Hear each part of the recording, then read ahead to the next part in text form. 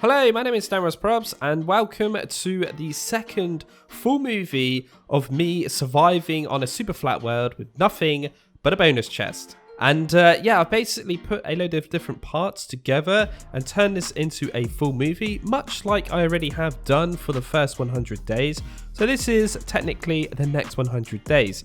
So that does mean if you've not actually seen the first 100 days, I would highly recommend that you go and watch that right now. There will be an iCard up in the top right corner, so just check it out from there. But yeah, there's a bit of a twist at the end as well, by the way. And yeah, I won't say any more. So without further ado, let's get this ball rolling with part 6. Yeah, we're getting stuff started straight away with making a big of a fishing pond, or hole, I should say, because I'm an idiot, right?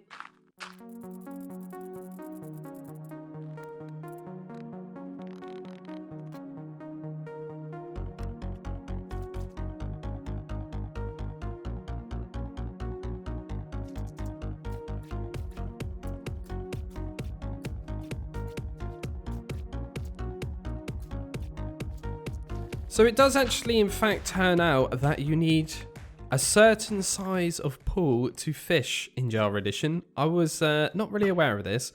But anyway, I spotted some invisible spiders once again.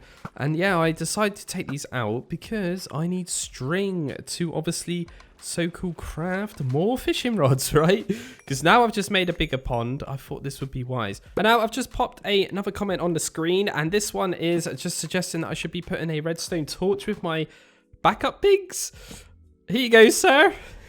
Hope that is gonna keep you happy. But anyway, back to fishing. Yeah, so now we should actually in fact catch some treasure loot. And guys, it's still not actually doing any difference. Yeah, we got a bit of an issue here. I don't really know what's actually happening, but as you can see, I just caught a last lily pad there, and I haven't caught any treasure still. So this is something I need to look at into the future, but what I want to actually do now is go up the top, and yeah, the idea right now is to try to kill a load of zombies to get, guess what guys, iron. Now, I actually want a couple of iron ingots because then I can actually make some shears. Now, the reason being is because I would like to get my bees moved, but I'm not sure if you just spotted it or not, but yeah, look at this, guys. What is this? I've been playing Minecraft for so many years. I played many games. I played, you know, made many mob farms. I've never seen this before. Don't even know what this is. There's a skeleton in there with full diamond armor on, I believe. I'm not 100% sure, though. Don't quote me it's full, because I couldn't see his head at the time. But the boots are also enchanted. Now, I googled this. It's a 0.04 chance of this happening. But look what I actually got from that guy. What? A diamond chest plate? And it's pretty repaired. What is this? This is so sus, man. Oh my god. But anyway, we end up getting one, which is quite nice. And we got a carrot as well, as you can see. And I ended up using my bow because I was actually up here that long. I ended up using up all my wood, unfortunately. But yeah, as you can see, I still got to be careful with this because creepers will actually explode secretly. But yeah, once I kill that zombie, there we go. I've got my second iron ingot. Beautiful. And now we can actually make some shears. Now, as I was saying, I want these to actually play around with some bees. Now, I'm also going to go ahead and make myself a couple of redstone torches because mobs are spawning on these mud blocks that I put here because I'm an idiot. I forgot that they can spawn, right?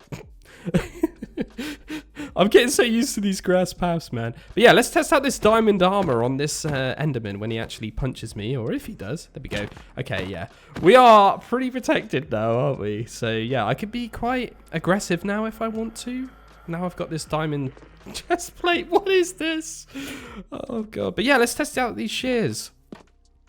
Amazing. It's all good. It's all good. So yeah, and that means I could get some honeycomb now. So 3 honeycomb and 6 planks will actually give me a beehive in the crafting recipe. And I actually thought I would actually shear Mr. Sheep down here. There isn't any grass, so I didn't really want to. Yeah, sorry, bro. You got to stay down there, unfortunately, and be by yourself. But anyway, we're going to put the shears away for now.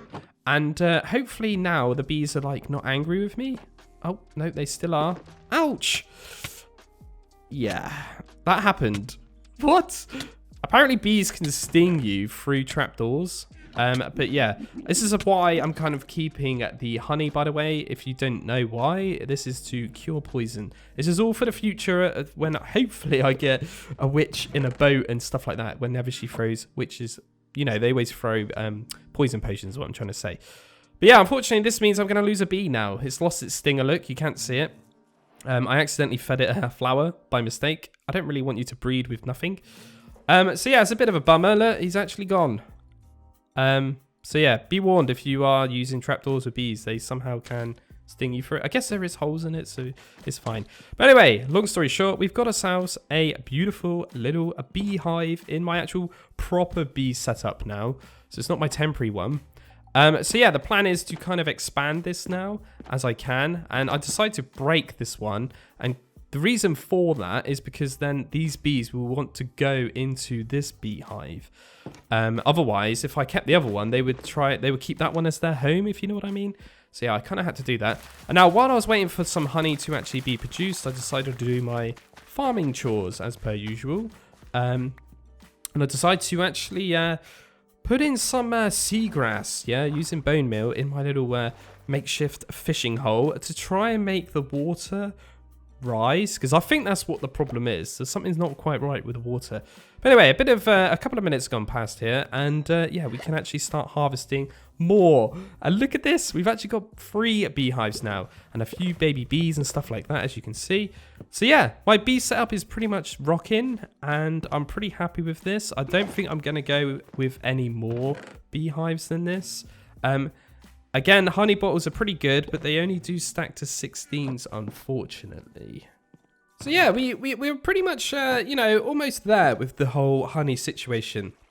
So yeah, now I decide to kind of focus my time on a bit of farming, as in animal side. And I remember I spotted some cows in the distance, and I thought, you know what? Let's just go and grab them.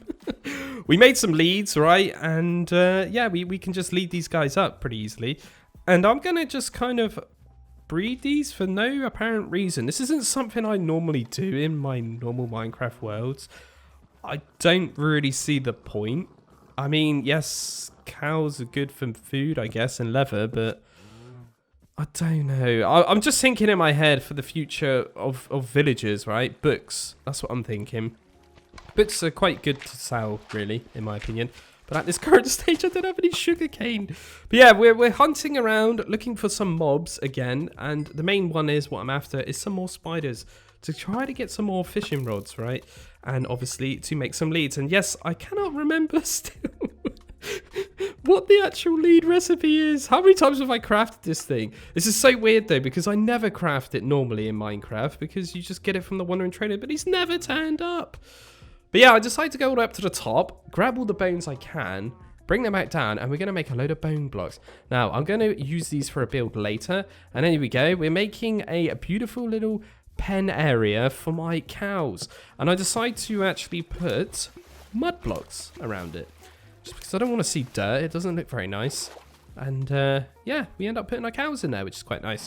So we've got 3 cows at the moment. And we've got some piggies right next to it.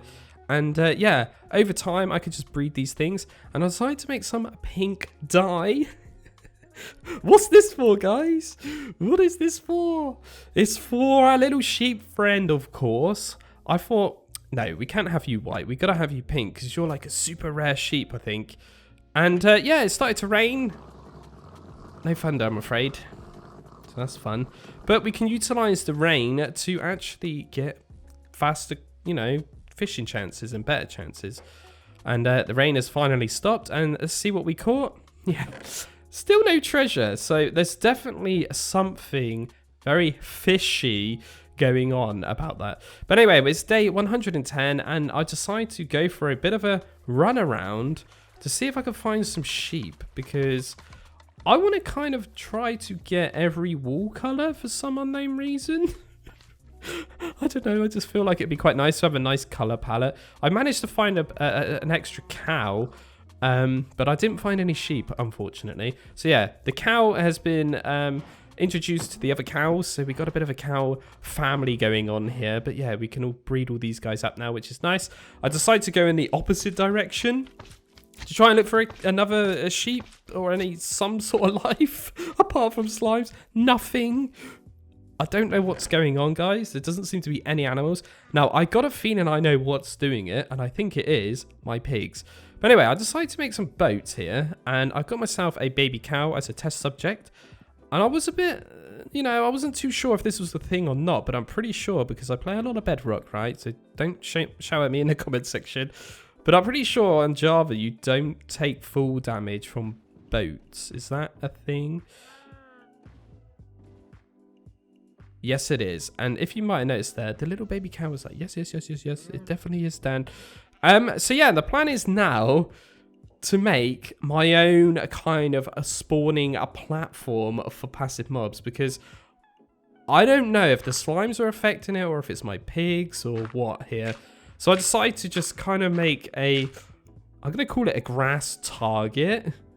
That's kind of what I'm going to go for. But there's a slight issue though. I don't actually have a silk touch tool. So how am I going to get grass blocks? So yeah, the idea would be to kind of get a mob up here, push it off with a boat into my little water. And yeah, either way, it's a bit of a demon drop. I can go down there myself and yeah, I can survive, get down quicker, if you know what I mean, rather than jumping down a ladder. But anyway, I decided to kind of capture some Endermen, because I seem to remember that Endermen can pick up blocks, right? And that means they could actually pick up a grass block. And I could use that, if you know what I mean. So I managed to catch a second Enderman as well. But this guy was weird. He was like so aggro with me, even though I never looked at him. So I went back to the original one, and behold, he's actually holding a grass block. What? This is crazy. But you might have noticed there as well, a creeper did actually explode in that kind of like vicinity. And yeah, nothing really bad happened. It's just a hole, basically. But yeah, an Enderman's holding the grass block. This is exactly what I need. And this is why I made these beautiful trenches on the previous parts. This is to prevent the stupid slimes from attacking me. Yeah, I can just kill this guy. He's in the boat. He shouldn't actually teleport out of there. And hopefully he drops it. Yes, he did. Awesome. And I jumped across there, and I was very, very sketchy. I could have probably died there if I fell in. We got 3 slimes. But anyway, I wanted to get myself a backup a grass block, as I've already caught another Enderman. And yeah, I couldn't actually get this guy to go across because, unfortunately, grass paths are a block lower, or a pixel lower, I should say. You can't actually do that. So yeah, I just kind of screwed that idea, and we'll just deal with the 1 grass block for now.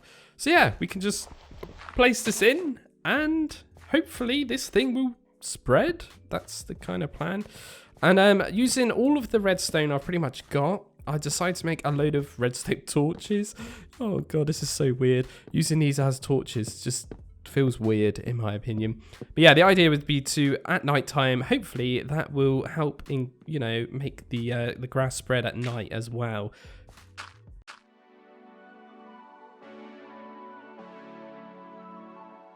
So I was going to do a time lapse there, and I realized I need to actually get 2 more redstone torches. So we'll craft them and place them.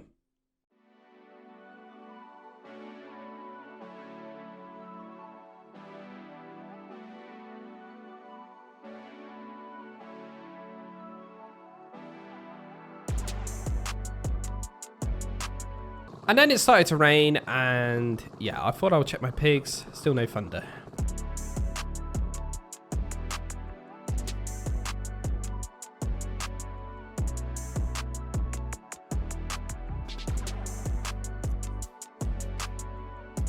Okay, I reckon that's probably more than enough grass to hopefully get something to spawn up here. Unfortunately though, you might have noticed, at night time, the grass never spread. So I've just wasted 8 redstone on those torches that pretty much did nothing. So yeah, that was fun. And you might have also noticed that I never went that high when I actually just stood there. That's because of phantoms. I was at Y63. So yeah, unfortunately though, I killed all those mobs. I did everything and nothing actually spawned. So we had to come up with a bit of another game plan, and that is to actually grab some more planks, because I kind of used them all up, and make a bit of a spawning, you know, like an area so I can just stand and hopefully the mobs will spawn on there. That's the plan. So as you can see, I'm at this kind of place right now, which is 24 blocks away from where I just kind of made that grass ring target thing. I'm shooting mobs that are spawned in my actual mob spawner by chance, I would say. I'm not really accurate at all. Nothing spawned, guys. It was an epic fail. I think it's something to do with my pigs. So anyway, I decided to divert my attention to my fishing situation now, because this is kind of not upsetting me, but it's kind of like making me feel a bit mad, like angry. Something's not right. So I decided to extend the actual fishing hole to make it double the size now. Now I've read online the size requirements. Everything's fine. Now I'm checking here to see if, because I know that items float in water, right? Now you can see like they're floating in the seagrass, but they're not floating all the way up to the surface. Something's not quite right. So I went through the painstaking, oh god. Oh yeah, hang on. It's still not thundering, guys. Yeah, I went through the painstaking horribleness of placing dirt everywhere. And basically, guys, a long story short, I had to just kind of refill this in. And honestly, that was about 40 minutes of my time wasted. No joke. Probably should have done this at the start. I don't know why I never did. And is this going to work now? I'm fishing in the rain as well, which is another bonus. And, oh my god, the first thing we caught was an nautilus shell. Now, from Googling and looking on the wiki and stuff, that is actually a treasure item. So it's actually working now, which is fantastic. So, as another thing to kill a bit of time here, and this will be another thing that will be very useful for the future, I reckon. And this is going to be another hostile mob farm. But this one is going to be designed to maybe look a bit more weirder. But it's actually, in fact, like the mob grinder that you all probably know. And obviously I couldn't make this at the time because obviously I didn't have access to water, but now I've got access to water. I can do this. But yeah, this one will be a mob farm that will just kind of drop mobs to their death. I think I've made it 25 blocks high if I'm not mistaken. But yeah, this is quite a cool little tip if you are kind of doing this sort of thing like me. If you've only got the one bucket, you can use cauldrons as like your second bucket, as long as you've got a bottle with you as well. And you can kind of do this like process. But anyway, I'm going to do a little bit of a time lapse here.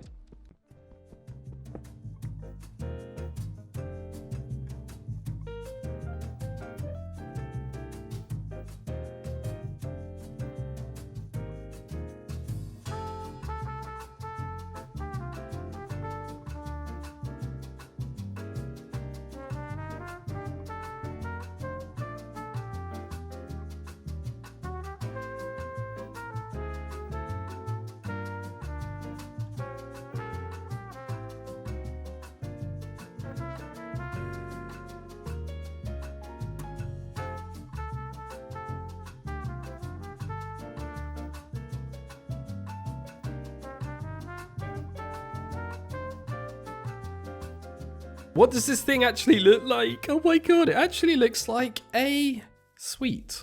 I don't know why.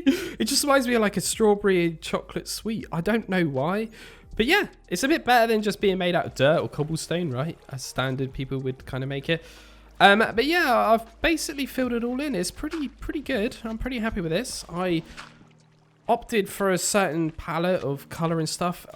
For not just for looks, it was actually for optimization for myself, so I don't actually have to chop as many trees and stuff like that. But yeah, as you can see, I'm utilizing dirt here as well, and I've made it only have a 2 high inside because I don't want endermen spawning in there and picking up blocks and wrecking this place. So yeah, as I'm saying, I'm filling this up with dirt. I've got loads of dirt. Why not, right? You're not going to see that that's dirt there.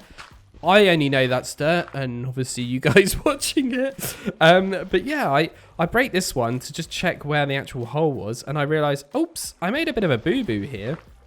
I never actually shut these trapdoors. Now, the idea of the trapdoors, again, are for mobs to fall down. They think they're full blocks. So I just kind of had a little bit of a peek here and see... Wait, what? Glow squid? I didn't even know that was a thing. You can actually get glow squid in a flat world, which is quite cool. But anyway, we're back on the roof now and just finishing off slabbing this thing up. Unfortunately, I kind of ran out a bit of resources. So I came up with a bit of an idea here just to finish this little part off here with some grass paths. Yeah, how lovely. This is something I need to go back, future Dan. You need to go in and actually go and repair this when you next go back on the world after editing all this. Yeah, you need to go and fix that because that looks absolutely horrible. And we need to make that all out of mud blocks. But yeah, mob farm, completely done. Perfect. Let's shut it up. Done. So I'm going to jump down here and take out this glow squid. There we go. Beautiful. And I just realized something, guys. They're telepathic. They can go through blocks and stuff. No. I've actually left the ladder system. That's not good. So I decided to go up here. This is very sketchy. And oh my god. It's like 3 creepers there. And they're fizzing when they're going past me. This is very, very, very dangerous territory right now. I am breaking ladders that, did you know creepers can actually climb up them? Yeah, so the worst bit about this is though that I actually left the water there as well. And any mobs that fall down there right now are staying at full health. Oh my god. There was another fizz from a creeper. Yeah. But luckily, I had a bow on me. But this, as you can see, the bow hasn't got a lot of durability, yeah? So yeah, I was playing this quite risky. I'm not going to lie. I actually thought I was probably going to die here. And somehow, I didn't. Spoilers. But that happened. And this happened. Yeah. Oh, God. I really thought this was it. I mean, if I didn't have this diamond chest plate, I probably would have been in big trouble right there, I reckon. But who knows? That may have never happened if I never had the diamond chest plate. We don't know. But anyway, I needed to lift up the water. And there we go. We were safe. So, after all the mistakes have just been done, I decided to go back to the building aspect of this actual build and kind of make a bit of a spiral going around it. Now, I've got a name for this mob farm design. Yes, it's a mob grinder, but I'm actually going to call it the jellyfish. Now, the reason for this is because you've probably noticed it already. Why is there glow squid everywhere? Now, that's because there's water, and I've built this so low down that the glow squid will just spawn in it. And these glow squids have just wrecked this farm. And essentially, I've just made a glow squid ink farm. So yeah, it's the jellyfish farm now. It also looks like a jellyfish. I've got an idea for that. If I ever get to the nether, we will see. But yeah, I can make that look a lot more jellyfishified, if that makes sense. Anyway, going back to normal stuff, I've actually chopped down a load of trees, as you can see. Obviously, making that mob farm, it's actually taken a lot of my resources up. And the other reason I really wanted to make that mob farm was for string. Because I'm using a lot of string right now to obviously get a lot of fishing drops. So a bit of time has gone by, and yes, we've actually caught ourselves a name tag. Another treasure item. Awesome. And we caught some ink sacks. Now, these are actually a junk item, but they're quite rare, so I wanted to show you that. And the other thing I actually caught was my first enchanted fishing rod, but it's got mending on it. Pretty terrible, but I guess it saves me making loads of fishing rods in the future. But this is what I was mainly after. A saddle. We can finally ride our bone friend. Oh, this is so good. Okay, cool. So now this means I can actually go on a bit of a faster exploration to try and look for sheep, right? I don't know why I need sheep, but we do. Anyway, a bit of time has gone by, and as you can see, I have been breeding up the cows off camera. Or, well, not off camera, but you know what I mean. Off edits. And yeah, I spotted there was some actually chickens, like just lying around over here. Now, again, I wanted to kind of grab these guys, just because I don't know if they're playing up with the mob spawning of other passive animals or whatever. So yeah, anyway, I wanted to get some eggs as well. Why not, right? And we can farm these guys to get feathers or whatever. to get the new brush, I guess. But I don't have any suspicious sand. But yeah, I decided to actually go ahead and flood the actual gates. Well, not gates, fences. To make the chicken actually get pushed towards the end of the gate. So therefore, if they actually poop out some eggs, I can actually just grab them quite easily. And to be honest, I think this technique's pretty cool. There is some flaws with it, which I'll explain in a second. But yeah, you can just fill up the actual back here, and it will actually all fill in like that. And there we go. So it's basically a bit like a surfing wave machine for eggs and chickens. But yeah, I decided to put some signs behind this to stop this flooding everywhere. And behold, the first egg I actually throw in there becomes a baby chicken, which is awesome. I grow that fella up, and whilst I was growing it up, I spotted in the corner of my eye another pillager patrol. So this is the second one I've had on over 100 days. So yeah, I don't know what's going on with those guys. I don't know if it's bugged in these snapshots or whatever, but I have not even seen a wandering trader yet. I'm getting really concerned by that because I kind of need that guy for certain things I want to do. But yeah, I noticed there was a bit of an issue with this, as I was going to say. I can't actually breed these guys because they won't like walk together like they do. You know how they breed on Minecraft? Yeah, this is a bit of an issue. The water was basically pushing them too much. And then I realized, oh, it's raining! Quick, we need to go and check the pigs. It's day 125, by the way, if you didn't spot that quick enough. Still, no thunder, guys, unfortunately. But yeah, I decided to try and, you know, kind of cover this up. And I thought it would be quite smart to use signs again. And it seems to actually work, which is quite nice. Now, using signs is quite expensive, but it's not too bad, I guess, once you've got a load of trees like me, I guess. It's going to look a bit weird, but the only issue here is what happened. I actually got all the chickens out, and look where one of them is. Yeah, so we had to get a lead. Pull this guy out of here. Come on, little dude. You come with me and go back with your buddies. But yeah, I reckon now that they're all kind of, you know, they got a bit of free roaming space, a couple of blocks, right? It's not really very much. But I reckon that if I actually go to breed them now, they should probably like kind of merge together. And here we go, it's a test. Yep, it seems to be working. So that is okay. It's not amazing. Obviously, in the future, if I had hoppers, it would be much better. But I decided to do a similar sort of thing here with my cows. And I've kind of cut this up a lot because you don't really need to see all that kind of process again. But I did want to show you this kind of part because this was a bit of a pain. And a reason for it was because if those baby cows actually grew up, they would probably suffocate and die. So I had to kind of redesign this a little bit and get a bit of cows everywhere. Yeah, I'm not going to lie. I did actually end up killing a few cows in the process because they were annoying me. But yeah, I had to just put slabs here for the sake of this, and then I had to put another slab on top of it. Sorry, chicken, I had to give you a little smack there. There we go. So yeah, phew. A lot of time has gone past now, and you're going to see the difference now. We've got jumping cows. Like, feed me, feed me. It's so weird. The reason they're doing that is because they're in water. And yeah, this means that they will get pushed towards me. And I think this will actually stop the entity collision behavior, I think, if I'm not mistaken. So I can actually get more cows in there. But yeah, we're getting eggs like that. It's pretty easy. And yeah, because I got the saddle again, I decide to actually go for this little mission to find a sheep. But unfortunately, mission failure. There just doesn't seem to be anything out there apart from slimes.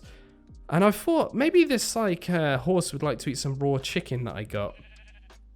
I don't think he likes raw chicken. Oh, God. And yes, we're getting things started off today by AFKing at the horrid, awful noise of the pig farm.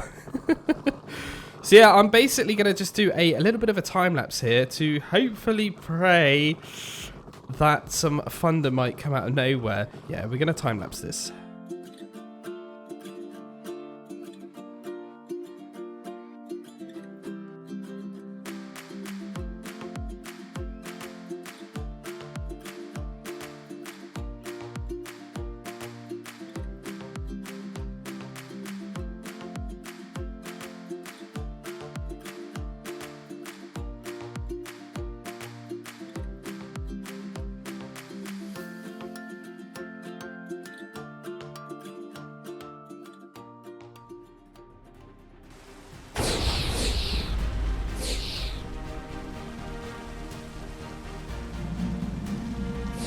Oh my god, I've just heard some horrible noise outside. I was outside gardening. And look, guys, it's happened. Okay, we got issues though. Oh my god, it's happening again. Okay. Is this going to work? Ah! Oh my gosh. Okay, this is actually working. What day are we actually on? Okay, we've only had to wait for 3 days, which is weird. Okay, now this might take a bit of time. Oh, I hope I get enough gold out of this. I don't even know if I've got any weapons on me. Okay, I got another sword. Jesus, man, this is going to take forever. But it's actually going to happen, guys. Oh, my God.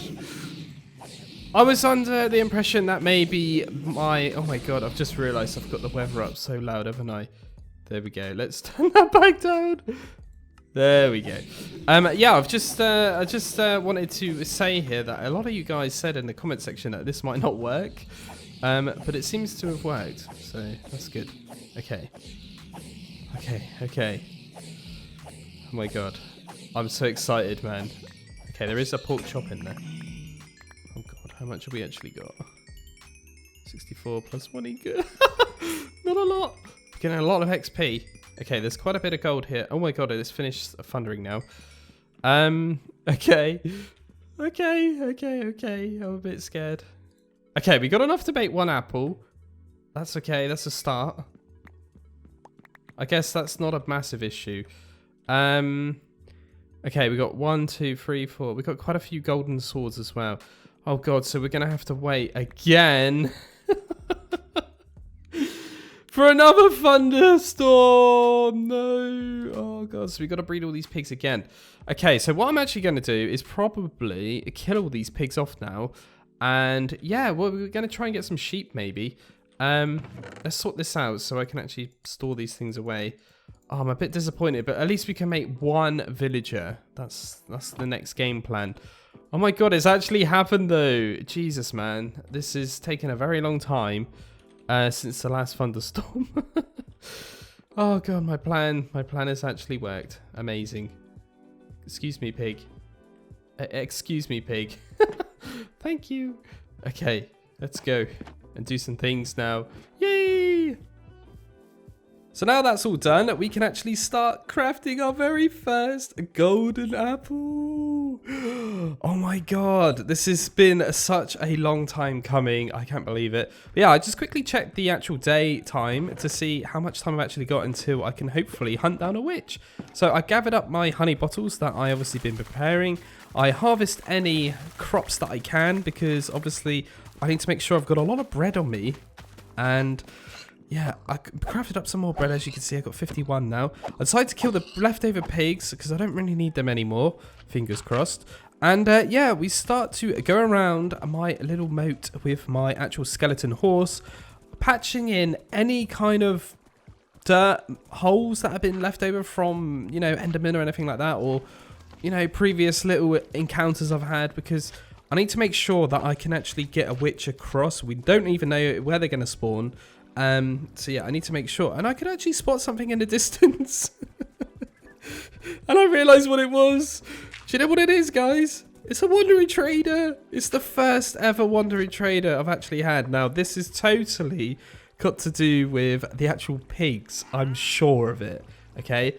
Don't quote me on it though, but I'm pretty sure it's something to do with the pigs. Now, obviously, the pigs have changed into zombified piglins. So, yeah, obviously, that means that there's less mobs around. So, therefore, I think he spawned in because of that. But anyway, I wanted to get this guy actually inside my so-called safe area. Because a wandering trader, yes, he didn't have very good trades. Obviously, I don't have emeralds at this point.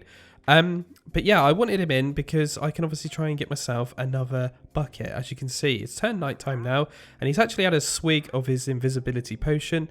And straight from the bat, I've actually managed...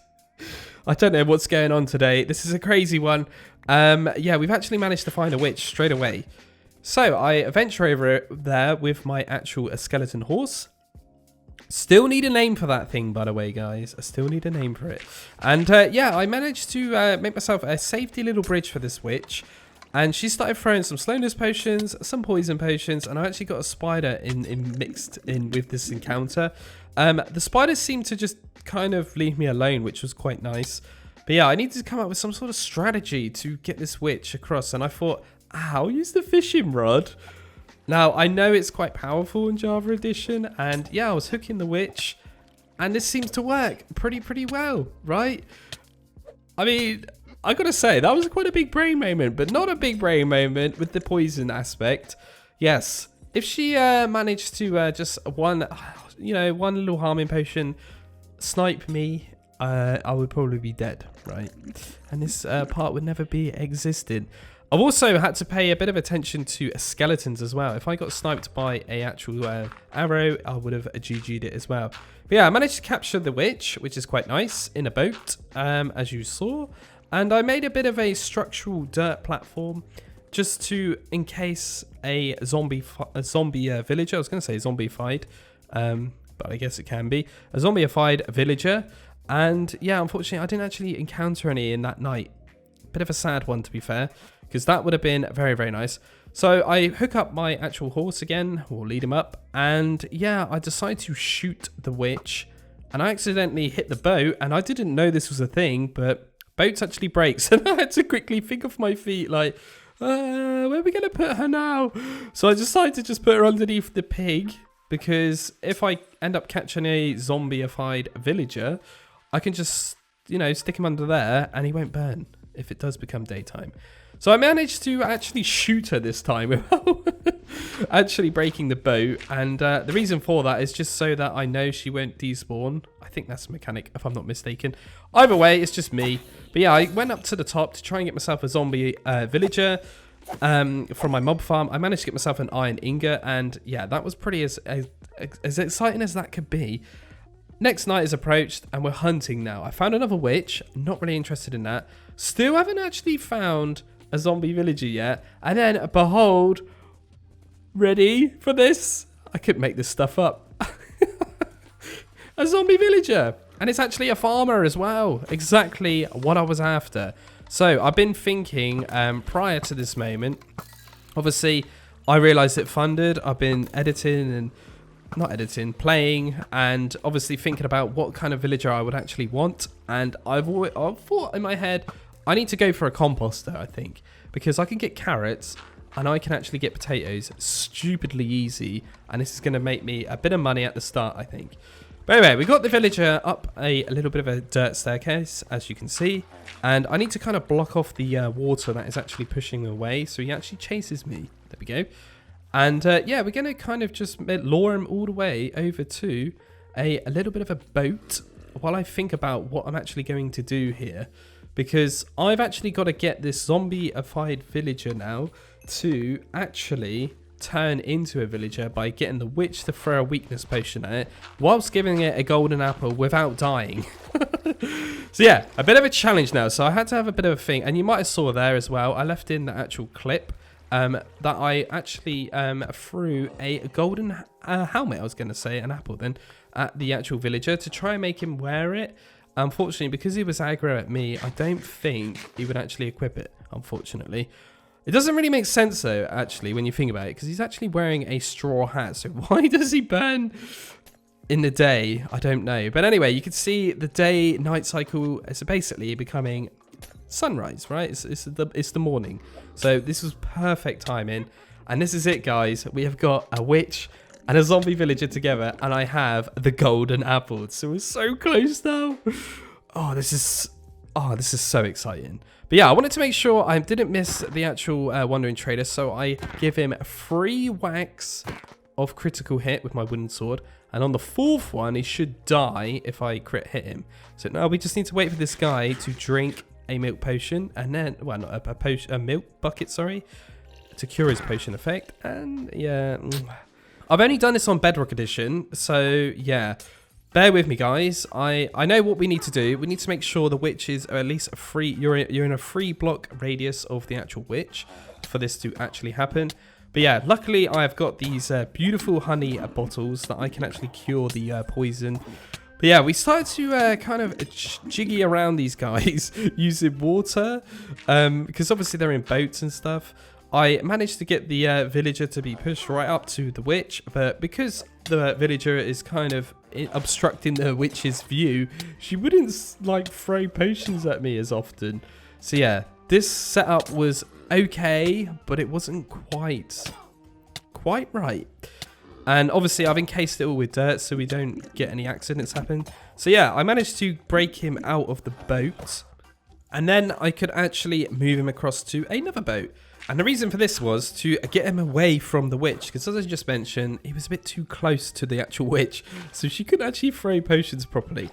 So yeah, I started to align these guys a little bit better and actually calculate 3 blocks distance instead. I barricaded her in with a load of dirt blocks as well. Again, I'm using water and dirt here because if you push the boat, it would just kind of work that way, if that makes any sense. And as you can see, this is how fun this is. Yeah, this is proper like a bit of time this took, a bit of time, I'm not going to lie. But you're also playing and juggling around with poison effect. And I didn't even know this was a thing, but you can actually make mobs come out of boats if you actually throw water on the floor like that. So yeah, this was almost a bit of a hiccup here because he was actually on fire and I could have actually lost the actual zombie villager. But luckily, I quickly thought then that I need to get down another bucket of water to put him out. And yeah, I can just get him back in the boat. So now we're just kind of pushing him across. And finally, this is the setup I was kind of going for. And now what I need to do is hopefully spam this golden apple. And you might have heard there, my armor actually broke. Keep spamming it and hopefully she throws a weakness potion. That's what I wanted. And it worked, guys. That is how you cure a zombie villager using a witch on Java Edition. It's pretty much the same on Bedrock Edition, but yeah. Oh my god, that was so close. Yes. And then I thought, again, skeletons, if they snipe me, I might be in trouble here. Now, as I'm finished with the witch, she's done her duty. I can actually say goodbye to you and kill her. Because I'm horrible, right? No, I don't want to get any issues here. But yeah, we're about to be getting a villager, guys. Oh my god. This is the game changer. So yeah, I decided to craft out a beautiful little composter. And I've kind of sped this up a little bit. And we can see a beautiful villager has been born. Wow. He's been cured, right? So, villagers on Java, when they actually are cured, they don't actually get a profession, which is quite cool. On Bedrock, they instantly have a profession, which is a bit weird. But yeah, I managed to trap this guy in here. I don't really want to show you too much because this is pointless, right? I just put a villager in here. It's nothing too amazing, to be fair. But yeah, I'm kind of waiting and trying to get a decent trade here. Now, I know there's a trade where you can get carrots and potatoes at the same time, and that was kind of what I was after. And behold, on the second try, I got what I wanted. So yeah, all I need to do now is actually trade up a load of carrots and potatoes to get enough emerald blocks. Now, if you don't remember, on part 1, I mentioned this. There is a data pack that is actually attached to this world that allows me to get lava buckets. Now, it's cost me, well, the recipe is 9 emerald blocks. So kind of all I'm doing right now is farming to get so-called lava block. That's all I want to do, right? So yeah, I've quite a long time has gone past here. And obviously I'm using up the bones I've got from up the top. And finally, we have got the last remaining 9 emeralds that we need to make this block. And this is the recipe, guys. A 3x3 of emerald blocks give me a lava bucket. It's very expensive and oh my god, you don't know how happy I am to have cobblestone. Could you imagine if I changed that into an obsidian block? What a noob if I did, man. But no, we didn't. We did it first go, which is beautiful. We didn't mess up anything and we can just use my beautiful wooden pickaxe. Oh my god, we got cobblestone. Oh, this has been such a grind to get this stuff. Oh, man. It's so weird, isn't it? Because, like, when you play sky blocks or anything like that, you always have a cobblestone generator at the start. And when you play this, you don't. But yeah, I'm using some old wooden tools to cook up some logs so I can actually start getting some torches now. Oh my god, this unlocks so much ability. So obviously you saw me craft the furnace. We've obviously got a stone shovel now. We got a stone pickaxe as well. So we can finally upgrade my gear. And yeah, I was just swapping out any redstone torches with actual torches. So we actually got a light source now. But I can also make some campfires as well. Now, campfires are really good for cooking. Obviously, they don't require any fuel or anything. But the main thing is I want to use it to harvest my honey from my bees, right? Safely. So, yeah, I can cook a steak on there as well, which I've been getting from the cows. So, essentially now, because we got the cobblestone generator, I've actually got the best food source in the game, pretty much. Well, at least one of the best food sources in the game. I just crafted up a grindstone as well. This is to do some de-enchanting.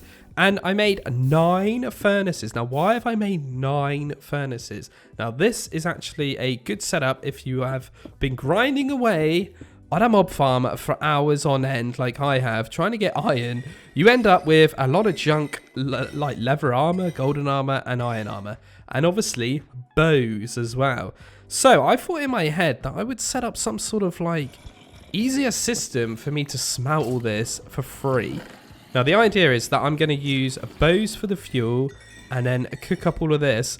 And essentially all of this gold will accumulate to, hopefully, fingers crossed, enough gold to actually get myself the next golden apple that I need to make another villager.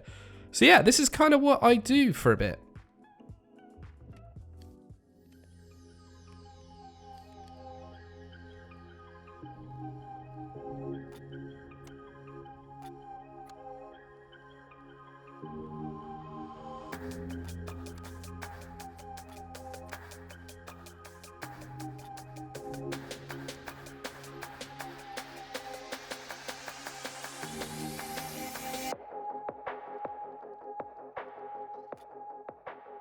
And as you can see, we got 7 ingots out of that. And we actually got a bonus couple of ingots of iron as well. But don't forget, guys, there's also some golden swords.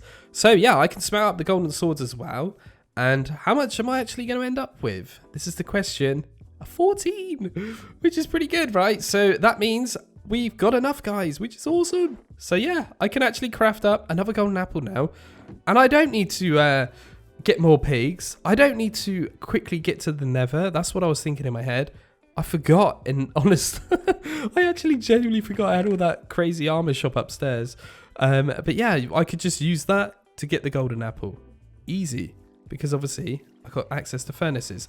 So a bit of time has gone past, and I've actually managed to find myself a zombie villager. Now, I believe he was a leather worker, if I'm not mistaken. And it took a bit of time to get this guy, because of the day-night cycle was kind of very close. And yeah, he almost burnt to death. I quickly kind of, thought of my feet very fast. And now I've got the actual zombie villager this time round, instead of having the witch. And the other thing I do need, though, to actually cure this guy is a witch. So again, I went back to the actual mob farm, praying and hoping that I would actually get myself a witch randomly spawn in. Unfortunately, that never happened. And once again, the night has approached of the same day. And actually luring over the villager across to the actual pig again, because that was a pretty good idea, right? And yeah, I got him over there, and then obviously I just need to get myself a witch. Now, finding a witch didn't really take me too long, but this witch was quite far away. But the beauty of witches is if you aggro them, they will just chase you and hunt you down forever. So all I needed to do was just aggro her and then kind of mimic exactly what I did before. But stupidly, I did something bad here. Yeah, I broke my rod. And that was my mending rod, guys. I mean, I'm not really sad about it because it's only mending, but still, it saved me crafting up a load of fishing rods. And again, we almost GG'd it there. So far in this whole, kind of curing process, I've almost GG'd it 3 times, which is crazy because of the witches, right? But yeah, we basically, again, mimicking the same sort of setup here, but I wanted to show you this so you know I'm not cheating or whatever you accuse me of. I don't really know, but yeah, exactly the same processes, but it was a lot easier because I kind of already done it before, so I knew what to do a bit easier, if that makes sense. But yeah, I managed to kill the witch as well quite easily as well. And then all we need to do now is, again, break down all of this dirt with my lovely stone shovel now. So it's a lot quicker. And yeah, I can kind of clear up this whole system as well. But before I do want to just take the actual grindstone, because I'm actually going to turn this guy into a weaponsmith.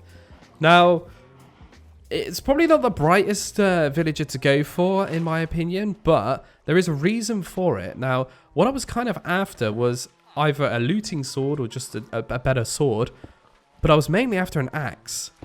And I should have gone for that trade there. Now, I left that edit in, but I actually end up going for this trade because of the coal. Now, in the future, I'm probably going to make myself a bit of a wither skeleton farm. Maybe that's going to prove to be beneficial. I'm not really too sure.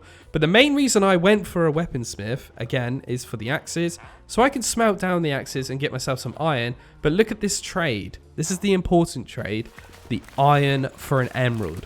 Now, eventually, Dan is going to be making himself many, many, many iron golem farms. And I'm going to have so much iron, I don't even know what to do with it. So we're going to end up just trading iron, probably. Because it's probably a bit quicker than actually farming, in my opinion. I just have to go AFK, right? But again, I'm doing the kind of setup, the same sort of thing there. Just cooking up some of those axes for now, because I don't have access to a lot of iron, and it's a lot quicker. And yeah, you can see that this whole kind of setup is pretty good for actually getting myself a bit of iron at the start. I just need to smelt down the stuff. Unfortunately, though, believe it or not, I've gone through all of my actual bows now, which is crazy. But I still have got a load of enchanted bows that I need to disenchant. But anyway, we've gone around and picked all my beds up. Now, I'm going to start going ahead to breed the actual villagers. So I just made a dirt box. And yeah, I break the first villager here, the weaponsmith, put a boat there, and he's gone straight into it. So my plan kind of worked. And the idea was just to get these guys together and breed them, and then probably keep those guys as like the backup villagers, right? Much like my backup pigs I've got right behind me. That's the plan, because, you know, I guess it's okay now and it's raining, but the problem, what I'm scared about, is if it thunders on these guys, they're going to turn into witches, right? But yeah, I throw the love juice at them, which is obviously bread. They seem to love bread. I don't know what it is about it. But yeah, the more beds you have, they will actually start producing little ones. And once they've actually produced little ones, I can then take the little ones once they're grown up. And yeah, they will be the source to actually start the whole iron farm or whatever, right? The future of the village economy. I can't say that word, so don't shout at me in the comment section. And yeah, I decided to go over to my beautiful area where I actually lord over the witch. And I decided to put a fence around here. And we're going to put Mr. Pink Sheep in here. Now, Mr. Pink Sheep is going to be quite a valuable resource to me, because this is how I'm going to get some wool. And yeah, the more beds, like I just said, I put in here will produce more little ones.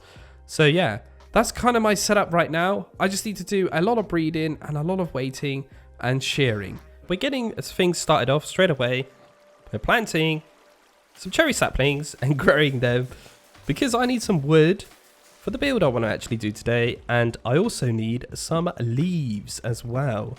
Now, if you haven't already guessed what I'm going to be building today, you haven't been keeping up very well. Yeah, I'm in fact going to be going ahead and making my very first ever, I quote, a Java iron farm. I've never made a Java one before. So yeah, I had to do a little bit of research. I had to do a little bit of research, and yeah, I discovered that it's fairly easy in Java. But anyway, as you just saw there, I've actually gone ahead and crafted a loom. Somebody mentioned in the comment section, I'll put the comment on the screen now so you can see, that if I use a loom, I should be able to get beds a bit cheaper by using emeralds with a shepherd. I think that must be a trade that you unlock or something, because I don't really have wool to sell to them, and I don't want to waste my emeralds buying shears. Yeah, but yeah, thank you very anyway. I guess it's a trade you kind of unlock.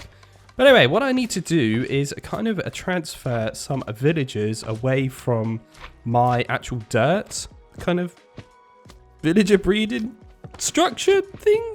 I don't even know what it's called. Yeah, I need to transfer the villagers because I haven't got enough beds. It's the long story, short story, long story. I don't really know what you call it. And yeah, I need to transfer them across. So what I'm actually doing now is making a river or a motor highway. I don't even know what you call it, a water motor highway. I don't even know what you would call this, but the idea is to actually put villagers in boats with me and transfer them all the way to the other end of this, essentially, where, in theory, in my head, where the iron farm would actually be. So yeah, as you saw, I've put this area like this with bottom slabs and then higher slabs, and this is to prevent the slimes from essentially getting at me and the villagers, and also it will prevent mobs from attacking us at night, right? Obviously now I've got access to torches as well, so eventually I will torch this area up a little bit, but not right now. I think iron is a bit more important to me right now. But anyway, I decided to break this little area here. And the reason for this is just so I can put a chest here, fill it with boats, and I got some backup boats if I ever need them. Now, I didn't really want to edit this too much because I want to kind of show you how my brain is thinking. I was thinking like, oh, maybe I can just put half slabs here.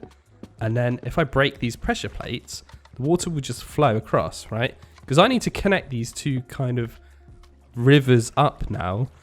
And then obviously I can just get in a boat straight away with a villager and therefore travel across safely without any hassle with slimes or mobs or anything like that. So yeah, I was filling in this this area to make it all flat, and this happened, guys. Yeah, that's really bad, Dan. Yeah, I basically just made that whole of this side flat. So now mobs can just swim across if they really want to and get me now. So yeah, that's something I'm going to have to kind of fix off camera because that's going to be really tedious to do. It's going to require me to place a lot of dirt blocks to fill in all the water, unfortunately. But yeah, as I mentioned, I will put some torches and I'm actually doing it now. I was just counting 7 blocks apart, so then I utilized the lights a bit more easier. And as you can see, I've kind of gathered up a load of resources, not very expensive stuff, just to somewhat make this iron farm. Now, I need to actually raise the iron farm off the ground because I need it to be a certain depth, obviously, for the iron golem to fall down and die, unfortunately. And I needed to make the spawning little chambers of the villagers at least 7 blocks down. And obviously, in a flat world, we don't have that much room. So I obviously need to make this up high. So I thought it would be smart to obviously make a dirt staircase. And the reason for this is to obviously take my villagers in a boat up there very easily, right? All I need to do is put some water at the very end. And then obviously I can just get in a boat with a villager and then just travel up the stream sort of thing, right? This is quite satisfying to watch and do. Just placing water and watching it trickle down. I don't know. Am I the only one who thinks that? I don't know. I think it's quite cool, but it's like, yay, it connects. Good. Right. So then all I need to do, I'm going to do a little test. Let's get in the boat and... Oh, wait, what? Why is the boat sinking? That's weird. Okay. That's not supposed to happen. Okay, let's just try this again, maybe. But let's add some extra blocks. Because maybe I was getting caught under it or something. And let's just add it so it's not so much of a steep, you know, kind of altitude. What is going on? What? This doesn't work? Now, believe it or not, I play Bedrock Edition more, okay? And if you go on Bedrock Edition and do this, you can just travel up the stream. I didn't know this wasn't a thing in Java, so... yeah, maybe that's a bug on Bedrock Edition if I'm not mistaken, but if you do that on Bedrock Edition, like I'm doing right now, you will float up. Because I use this technique a lot whenever I move and play with villagers. So yeah, I kind of stood back there and realised that I've wasted my time with this idea. And unfortunately, I picked up the water. But I couldn't just let it drain away like that. I had to get in a boat, right? I give it a little slide down because that looked really fun and I wanted to try it and it was fun indeed. Oh, that was so cool. But anyway, I thought I'll try the stair technique instead. Because you can see as well now it's actually nighttime. And I was also kind of checking at the time to see if mobs could get in here, but it seems okay. The only ones I need to be careful of are zombie villagers, of course. But yeah, I'm having really bad issues here with the boat situation. Now, I know I could use pistons, but I don't really have a lot of access to redstone. It's a bit tedious to get right now, until I get a cleric at least. Yeah, I'm kind of struggling here. And then something just clicked in my mind, and I thought, I'm just going to get a villager and push him up here.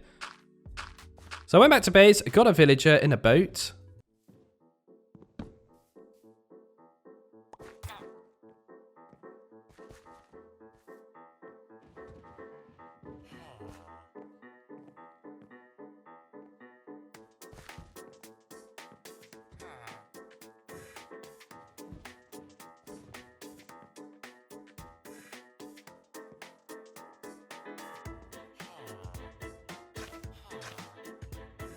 Yeah, that was easy, as you can tell.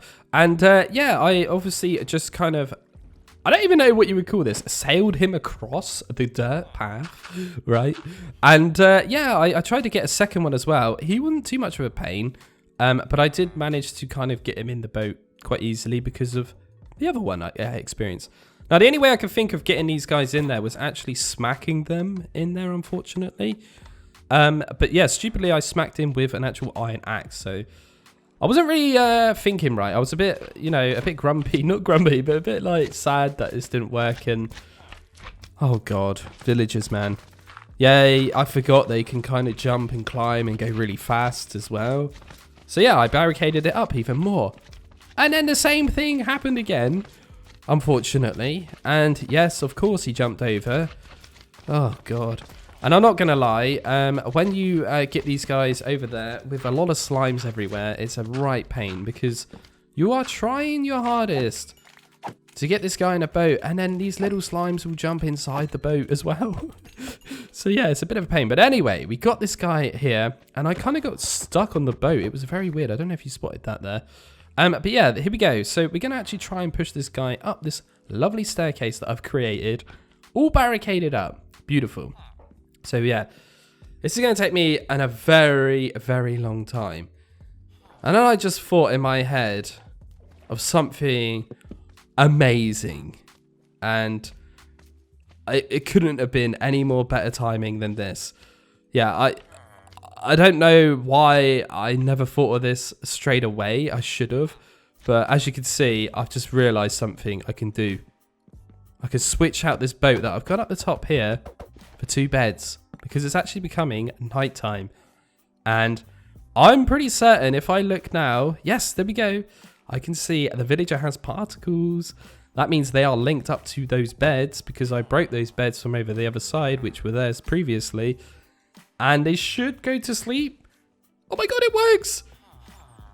Okay, this is the technique, Dan. This is the technique. So whenever I need to travel any villagers across, I need to do anything like this at nighttime.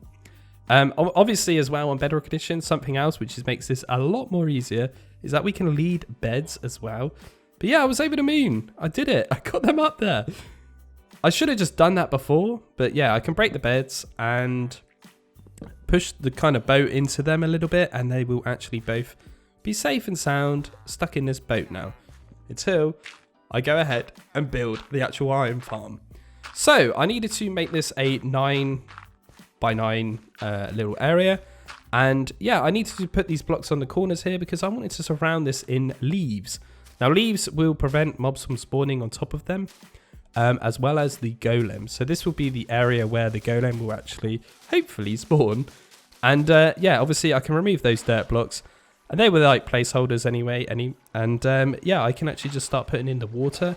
So I need to just put 1 bucket of water in each corner, and that will, because it's a 9 by 9, will eventually make it all push into the center like so.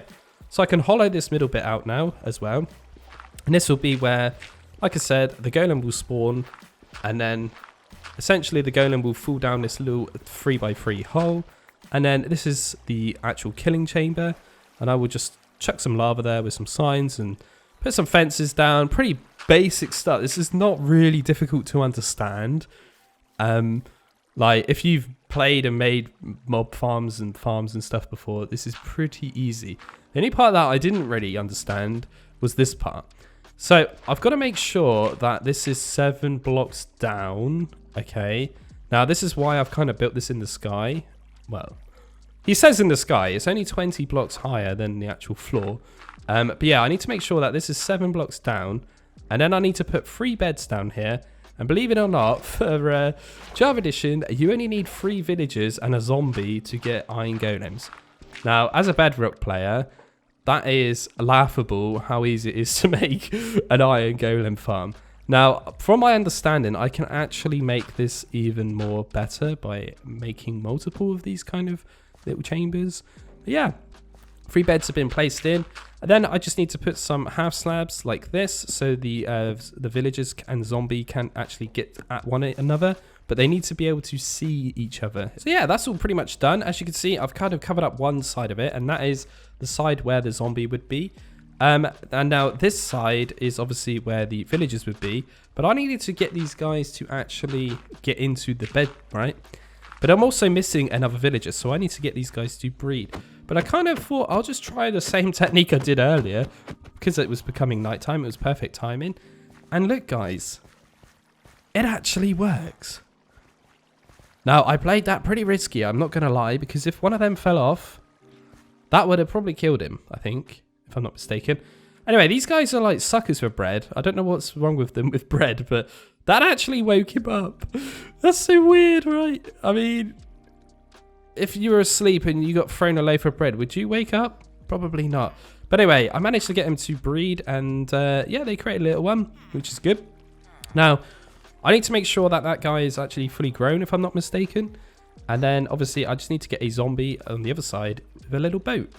And then, yeah, that's pretty much that. So now, as I'm waiting for those guys to, well, that one singular little child to grow, I can continue working on the actual mob farm, the iron farm itself. And I'm just putting in gates, as I mentioned earlier. This will just prevent the water from actually flowing. So then it will be like hollow in the middle. So therefore the golem, if and when he does get set on fire, he will actually be on fire. And he'll actually fall down the hole a lot quicker as well. And as you can see, I'm just placing in some signs up in a little bit of a dirt kind of a pillar. Now the reason for this is because I don't really want to kill myself, right? If I've only got one life, remember, if I die, this is the end. And this will be a horrible death if I die in this actual farm, right? So yeah, I need to make sure I'm playing this quite safe. But there we go. Lava has been placed in. And you probably saw I actually got the lava last episode or part. And yeah, I took that again from the cobblestone generator. Because I thought, you know, iron's a bit more expensive and more valuable to me than cobblestone, really. I may as well go for that first. So yeah, I realised I should probably remove these half slabs because I don't think I can really grab the iron and... Oh, crap. That's not good. What? What's happening? What happened there? I couldn't understand what actually happened. So I just kind of went up my little water stream that I put down to get up and down here. I could hear some fire. Wait, what? What's going on? Oh no, the farm's on fire. But luckily, the leaves weren't actually on fire because that would have been double bad. But yeah, we got to mine this horrible obsidian block now. 2,000 years later. Ta-da! It's done! Finally! Yeah, that took forever because obviously, have you ever mined an obsidian block with a stone pickaxe? Probably not. Only I can do that, right? But anyway, we repaired all our things, but I'm not going to lie, this will set me back a lot. And also, this is going to add a bit of a risk now, I'm not going to lie as well. Because I'm going to have to kill the golems with, you know, by my hand. You know how hard they are when they punch. But anyway, the little villager is actually grown up now, which is perfect. So we can start smashing up stuff because we don't want golems spawning on any other places apart from obviously in the actual farm. And yeah, it's night is approached and there we go. The very first zombie I see is the one that we're going to be luring in to make these villagers scared. So yeah, I kind of climb up So I just kind of climb up the actual staircase now, and as you can see, the zombie is following me, which is perfect. And I've already set up a bit of a trap boat here, and straight away he just kind of sits in the boat. I mean, this whole process worked really well, to be fair. I kind of planned this out quite nicely, I think. Obviously, kind of doing this in a flat world is a bit different. It's almost like doing it as if it was a sky block, but I made sure I put torches inside as well, because we don't want any other mobs spawning in there or anything like that, especially Enderman, because that could potentially really break this farm, because any holes in there would probably make the zombie burn, for example. So we've got to be careful, things like that. But anyway, I could get rid of all these kind of scaffolding blocks that I've placed to get obviously in and out of this farm. And now we should be set to rock, fingers crossed. I just need to kind of get on this farm and check. Maybe there might even be one now. Like, is there a golem in there now? I didn't hear anything, but I couldn't see for certain, so I had to kind of go in F5. There was one! He's in there! Awesome! So I got quite excited, so I just kind of jumped down there, and I thought I would say hello to this guy. So yeah, unfortunately, he's not going to burn to death, as I mentioned, but I'm going to have to manually kill him. Like this. Yep. So the first thing I decided to craft is, you guessed it, an iron sword. And yeah, this is going to be quite dangerous now.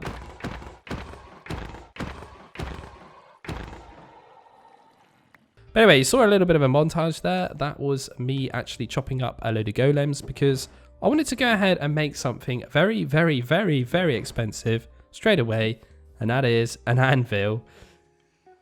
The reason for this is because I don't trust mobs sitting in boats. Now, I've had experiences before where they just despawn, so I thought I'm going to have to use this name tag, and we're going to name this zombie. What are we going to name him? That's the question.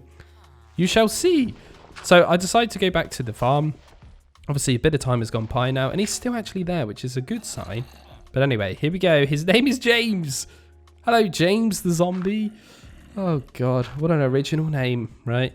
So, yeah, I need 3 other names for zombies as well, because I do plan on making this a quad kind of iron golem farm, if that makes any sense. So I want to make 4 of these chambers. So, yeah, I decided to make a bit more of an easier way to get down. So what I did was just put a water stream for now. Eventually, I will get some ladders and do all that kind of stuff.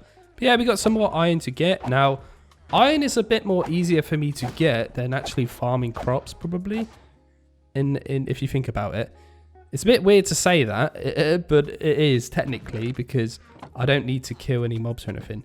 But yeah, I'm going back to my villagers. I'm trying to get these guys to breed again, because, like I just said, I want to make this a quad iron farm. So that's probably something I'm actually going to do off camera, I think. But I will record it anyway, just in case anything happens. You know, if I somehow GG it or anything like that. But here we go. We're actually making a ladder now, so I can get up and down, like I mentioned I would. But yeah, what I need to focus on now, though, is kind of making this so I can actually AFK here. Now, what I mean by that is obviously making it fill up with hoppers. As you can see, I've got 4 right now. And the other thing I need to do is obviously get enough emeralds, which I will be getting from iron mainly, to obviously get myself another bucket of lava, right? Because I turned that one into obsidian, unfortunately. But yeah, because of me trading with this guy, I actually leveled him up, and I was interested to see what he actually had for offer. Yeah, that's great, bro. Thank you. I really need that. A bow and flint I don't actually have. Great. So yeah, we needed to actually go ahead and get some bones. This is all the bone meal I've got left down here now. So I had to actually go up to the top and get all the rest of my bones. But that's all the bones I have. So yeah, we got to do a lot of mob farming and killing. But it's fine now. We can get hoppers. So I can just make these things kind of drop now, I reckon. So probably, again, I'll probably do that next part, I reckon. Because that's quite a good move, I think. But anyway, I got all the bones I needed. So I just kind of jumped down my little hole. And I spotted something. And I'm in desperate need of emeralds. As you can see, I've got 6 blocks right now. There's a pillager patrol. Oh, do I do a raid? That's what I'm thinking in my head. Emeralds, you get emeralds from them, but the biggest thing you get is totems, right? And that could really save my bacon, probably. Especially if I ever get to that nether and the end. Yeah, for some reason my steak were off on my offhand. That was because I actually was growing carrots and stuff. That's why. So yeah, I decided to go back up the top again of the massive ladder. And I remembered I got a couple of good bows up there, especially an infinity one. So I thought I'll make myself a very OP bow right now. And yeah, it didn't actually cost me that much experience. I think in total it was about 40. But yeah, I went to go and find the pillager patrol to kill the captain.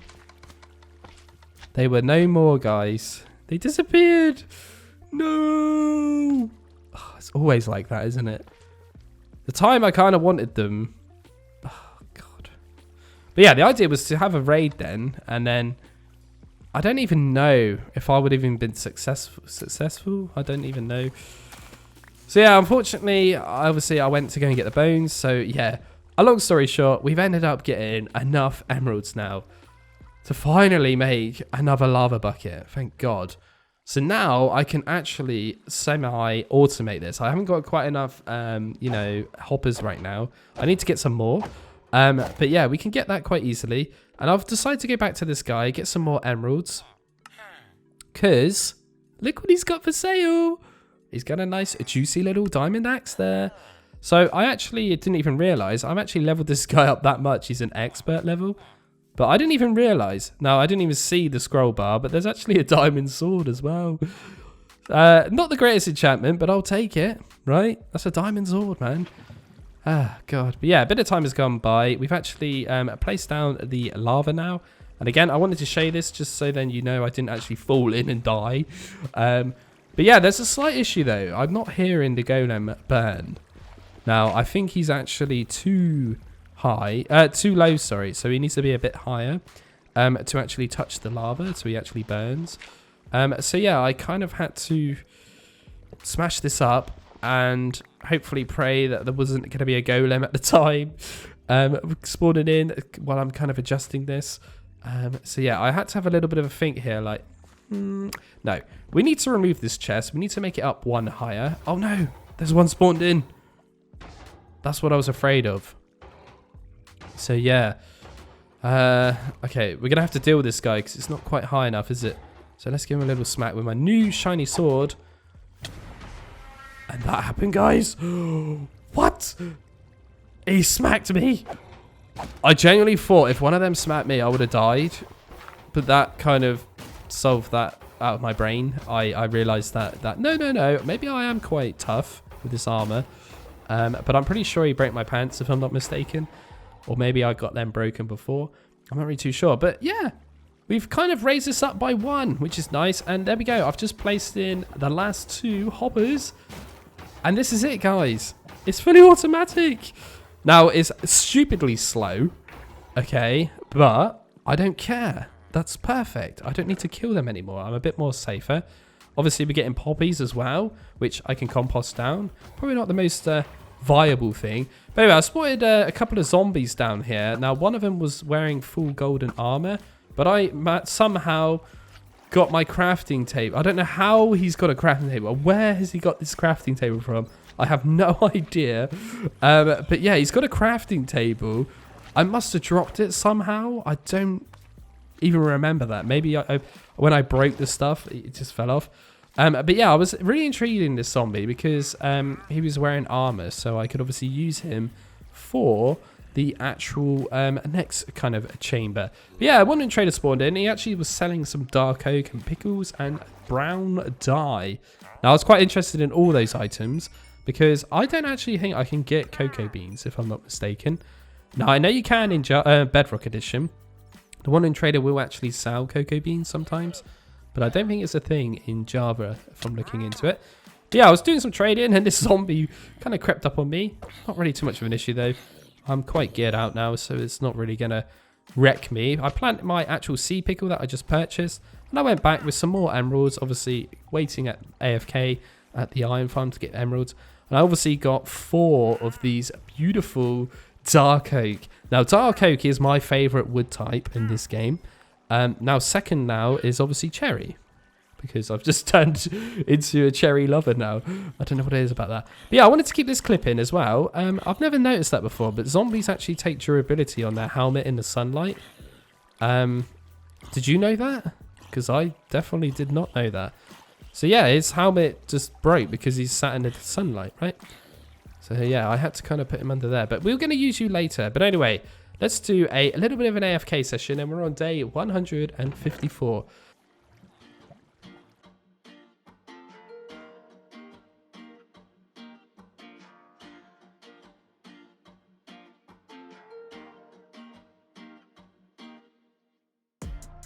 And it's actually raining. And what do we got? Ooh, we got a whole stack and a half. Okay, like I say, it's not the fastest thing in the world, but it's better than nothing, right? It's much better than the killing the zombies, but this is so good progress. Now I've got all this iron. I can automate my jellyfish farm, which, yes, okay, it's going to give me a little bit of drops, which is quite nice. But it's nothing going to be compared to what if I do upstairs. But I may as well automate it, because if I'm around this area, they will start spawning and falling to their death. Anyway, we need to get some more wheat as well on the go. And as you can see, I'm kind of just harvesting any wheat that is actually grown, because I need to kind of start breeding these guys. Because as I mentioned, I do want to make this into a quad iron farm to speed up the whole process. We're getting things started off by breeding, guys. Yes, we're going to be actually breeding a load of villagers today, because as I mentioned on part A, the previous part, that I want to kind of make the iron spawning of the golems a bit faster, right? Now, a faster way of doing this is to make 4 of those kind of small chambers like I made on the previous part. And yeah, I need to kind of get a load of villagers together. So I need a total of 12 villagers. We've already got 3 over there. But my idea was to kind of focus on breeding these 2 villagers here, and then taking all the little ones out of the actual, I don't know, breeding hut or whatever you want to call it, my dirt hut. And yeah, kind of just transfer these guys across using boats. Now, as I mentioned in the previous part, yeah, this is absolutely horrible. Especially when they're small, they seem to run stupidly fast as well. But yeah, just because I've got enough iron now, I can actually go ahead and also upgrade my mob farms, which is quite cool. Now, I kind of don't really care about killing these manually anymore, so I was kind of thinking like I could go and make them a full to the death now, because kind of all I'm after is bones. Now, as I mentioned, I am kind of after a load of bread, and obviously bones and wheat will produce a lot of bread for me. Yeah, I decided to go ahead and make a few more stairs here, just so I can actually kind of somewhat finish this design. And I am cutting this up quite a lot, by the way. This whole part was actually 11.5 hours worth of footage. Yes, because I'm a madman. And yeah, it was a lot of grinding. You'll see why as this progresses on. But yeah, yeah, this is essentially what I got up to on that part there. I basically just put 4 hoppers down. Now, you might have noticed there, the mobs don't actually always die to the death. That's because they're wearing armor and stuff like that. But yeah, you are going to just see random cuts here and there of me just kind of throwing bread at these guys. But you might be noticing something, and I noticed it when I got in. Like, where the hell's the other villager gone? He just disappeared. Now, to this day, I don't even know what actually happened, but I got a theory, okay? Now, I reckon he got stuck underneath my little one-hole gap that I made with the dirt blocks. And I was checking over here to see if he, like, fell down there and got converted. But I reckon he got stuck in there. Whilst I put a baby villager in a boat there, he obviously got stuck in it and he suffocated and died. That's my only conclusion to where this guy has actually disappeared. So yeah, we've actually unfortunately lost that guy, which is a bit of a shame. And yeah, I needed some wood, so I wanted to just show you this. And oh, this is such a relief now. I've got this lovely diamond axe. I can chop through wood at any time now. It's like chopping through butter. It's awesome. But yeah, I can just continue on this. Obviously, I needed the wood to obviously continue building this. And yeah, we got a lot of mobs stuck there using leaves and stuff like that. I needed to extend this a little bit as well because I don't exactly want to fall off. Yes, I could probably clutch it now with my bucket if I do actually fall off. But yeah, I'm cooking up pork now because unfortunately, as you might be noticing, I am on my last piece of steak. Now, I've been eating steak for quite a while, and believe it or not, running back and forth does use up a lot of your saturation. But yeah, we've got 2 more baby villagers. And another villager has actually become a weaponsmith again. So we kind of got the guy back, technically. Now, if you remember correctly, weaponsmiths are very good for me because they offer the iron to emerald trade. And yeah, we're grinding today to get what exactly? What's the mission? Yeah, we want to actually try and get a nether portal. Now, I need 10 buckets of lava. Now, that is, in my maths, 90 blocks of emeralds, by the way, guys. Yeah, that's a lot of emeralds. So, yeah, iron is the way to go forward. And this is the point where I realize, haha, my iron golem farm actually works while I'm over here, which is amazing. So this is even better than I actually previously thought. So I don't actually need to just stand there and AFK. I can just actually do stuff and it still works in the background. But yeah, you're seeing here that I'm actually putting in the last hoppers for the other side of the farm. Now, I've kind of mirrored these. And again, they don't always fall, you know, the mobs fall, but they don't actually die. And yeah, that was a bit of a hiccup here. I stupidly forgot to actually put in the rest of the wall. So the mobs were kind of coming out. It proper threw me off. Especially when there's a couple of skeletons there, because if they shoot me and if they got enchanted bows and it had knockback on it or punch or whatever, yeah, I probably would have flew off the edge, right? So yeah, this was a bit of a scary moment, but I wanted to keep this in so you kind of got a bit of a gist here. There we go, perfect. We've kind of succeeded it, and I think there's, yep, the zombie behind that beautiful wall holding a sapling, which is very bizarre. And there we go, we have just eaten the very last piece of steak. Oh no. So yeah, we're on to the pork chop now. Now, obviously, I got pork from obviously all the pigs that I've been killing.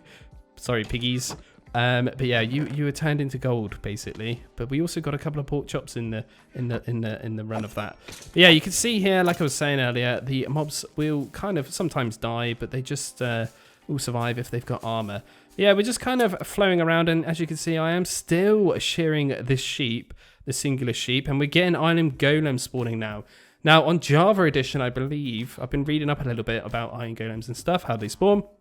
They will spawn if they're in like a little gossip group kind of thing. I think it has to be 5 villagers minimum, if I'm not mistaken. And they like talk together and they're like, should we spawn a golem? Yep, okay, let's spawn a golem. Boom, 1 golem spawns. Now, I don't know what is actually going on, but there's about 7 golems around my whole base now, which is mental. And again, I am going to be cutting this up quite a lot. I am just building exactly the same kind of villager little chamber with a zombie in it 3 more times.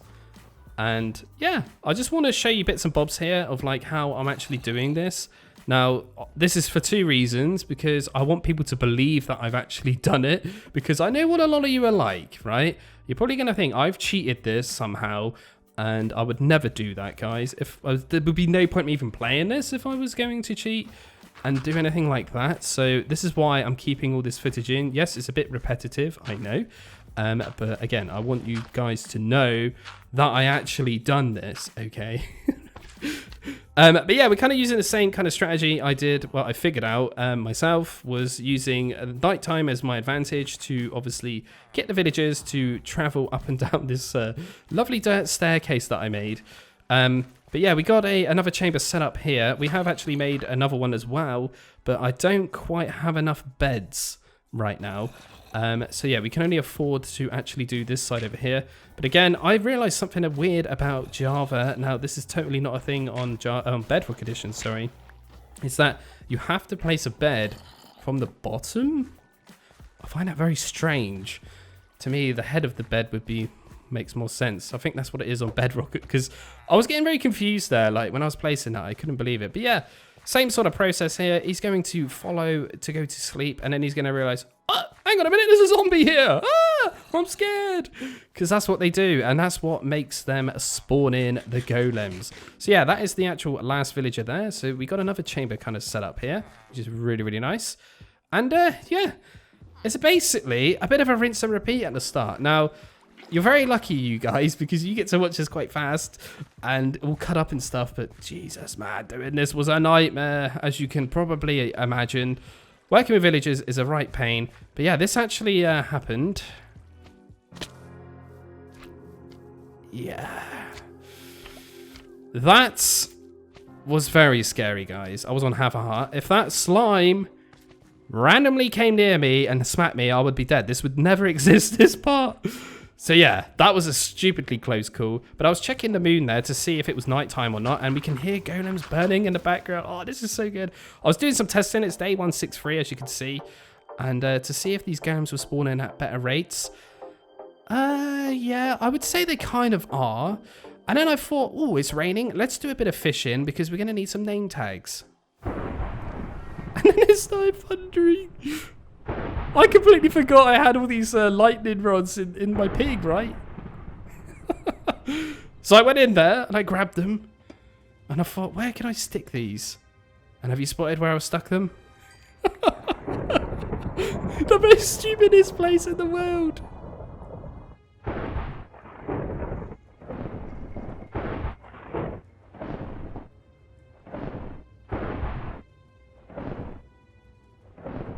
And in typical Minecraft fashion, it decides to thunder and lightning for a very long time and do many, many strikes just when I don't need it.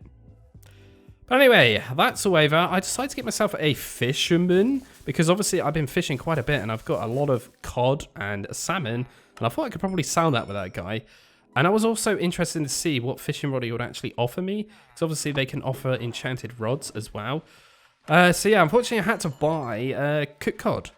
Now, I don't really need it, but that's all I could kind of sell to this guy at the start. But yeah, there we go. He kind of offered something a bit weird there, which was very nice. Campfires. Since when does a fisherman need a campfire? I guess to cook the fish, right? But yeah, we're kind of running out of a bed situation again. I spotted a few spiders in the distance. And obviously spiders drop string. I can turn the string into wool. And therefore I can dye it pink if I need to have any extras to get the pink beds. Now, I'm pretty sure these are the last lot of villagers right now. And yeah, this guy, as in, again, a typical Minecraft fashion, or my luck, I should say, on this time, yeah, the last villager decides to jump down. Why? Why? Could you not just go in the boat and be normal like all the others? This is the only guy that actually did this, by the way. Oh, God. It's typical, isn't it? And thank God I got Bane of the Arthropods, right? The best enchantment in the game to deal with this spider that randomly attacked me. Yeah. But anyway, enough of this madness of villagers. Believe it or not, guys, this is the last guy ever I need to deal with for this farm. Can you believe it? So yeah, it's not actually nighttime. I actually kind of thought in my brain, maybe they would just follow the like point of interest, like as in a composter, and it works as well. So it doesn't actually have to be nighttime. But yeah, finally, the last bed is in, and this is the last zombie I need. Now you probably notice in there, he's also got an iron helmet and an iron shovel. I was gonna say sword. It's not a sword, it's a shovel. I did a bit of a research and I did a bit of digging, and if you actually throw these off from you and they wear them, obviously they won't burn in the daylight, but it also makes them, if they're in a boat, they won't actually despawn, which is quite interesting because you've thrown a item at them, if that makes sense. Now, I did just say that was the last zombie, right? Yeah, there was a little bit of a hiccup, guys. Yeah, I decided to check to see if the zombies were still there, and the hole I punched actually burnt the zombie that was in here. So yeah, he died, unfortunately, because he was still there.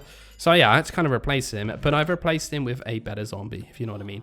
But yeah, we're starting to rack up some emeralds now. Now, like I said at the start, I need a total of 90 emerald blocks. That's quite a lot of emeralds, right? I don't want to do the exact maths. Maybe someone can in the comments section. That would be lovely if you could. But yeah, I basically got a dark oak saplings from the last part with the wandering trader, if you remember correctly. I decided to kind of grow them, and an honest opinion, these are probably a bit faster to kind of deal with than the cherry, unfortunately, because I can just chop them down in such quick, rapid succession. But yeah, anyway, I went down the route of minecarts. Now, I've been playing this game for a very, very, very long time. I don't think I've ever used minecarts in my life. So, I thought, why not? Let's try it, right? I mean, I've got so much iron now. This is going to probably be more beneficial for me to move these villagers around. Now, I have made minecarts in my time on Minecraft, but I haven't actually, like, made proper rail systems or anything like that. I've just used them to store villagers in, you know, like you do. But anyway, I had in my mind, why don't I make a farmer villager that actually kind of does carrot harvesting and planting for me? So I thought, let's try it. So I made this little bit of an area here. Now, I knew that hopper minecarts can collect blocks through a block, if that makes any sense. Probably my terminology probably doesn't make sense. But yeah, I was testing this and I realized, oh no, I need something else. Powered rails. Yeah, and powered rails require gold, which I'm quite limited on right now. But I think I've got about 4 or 3 ingots at the moment as this kind of clip's going right now. And yeah, I kind of just think in my head that maybe I'm gonna have to get some more gold to get power rails to actually get this to kind of function. Because yeah, this isn't fast enough, is it? This is not gonna work by just pushing them. We definitely need powered rails. So yeah, again, I haven't really played with hopper minecarts much, neither, which is very weird to say. I guess it's a bit weird because, like, you know, I've been playing this game for a very, very long time, and not to touch them is a bit strange when the game is called Mine. I mean, it's not called Minecart, but it's called Minecraft. But anyway, I got the top. I changed up the torches so I can use them to hopefully get some powered rails in the future to actually power them. And yeah, the idea is to take my skeleton horse, hunt down any witches to drop redstone, because I don't actually have any redstone dust at the moment. And yeah, basically hunt down and try and get as much gold as I can. And this is something I kept doing every kind of night in my little playthrough on this like part, because I need a total of 6 ingots, basically, gold ingots. Yeah. A little bit of time has gone by. I've actually gone ahead and got myself a farmer, another one. And the idea of this was to try and get this trade, the beautiful bread trade. Now, I thought this was a bit of a better idea to get bread faster to breed these guys, rather than relying on my farms above or killing skeletons and stuff like that. I could focus on just kind of getting a few emeralds from the iron golem farm. And then, yeah, I could basically... you know, get the bread a lot cheaper. But that night was stupidly successful. We actually obtained pretty much 1 whole gold ingot on that night. And I also got, you might have noticed there, a speed potion. So I've been really busy over here and farming and making ingots and doing all this kind of stuff. But something I haven't really been checking on is my actual iron golem farm. I wonder how much iron I've actually got. Yep, I accidentally crashed into the wall. So we'll try that again. We're going to go and check out the iron golem farm to see how much iron I've actually got here. It's been a while, and we've obviously got 4 of these going. Is that it? Okay. That was actually pretty shocking. Not going to lie. But yeah, we're kind of doing this again, because obviously it's a night time, and we kind of want these powered rails. But something really tragic happened, guys. Really tragic.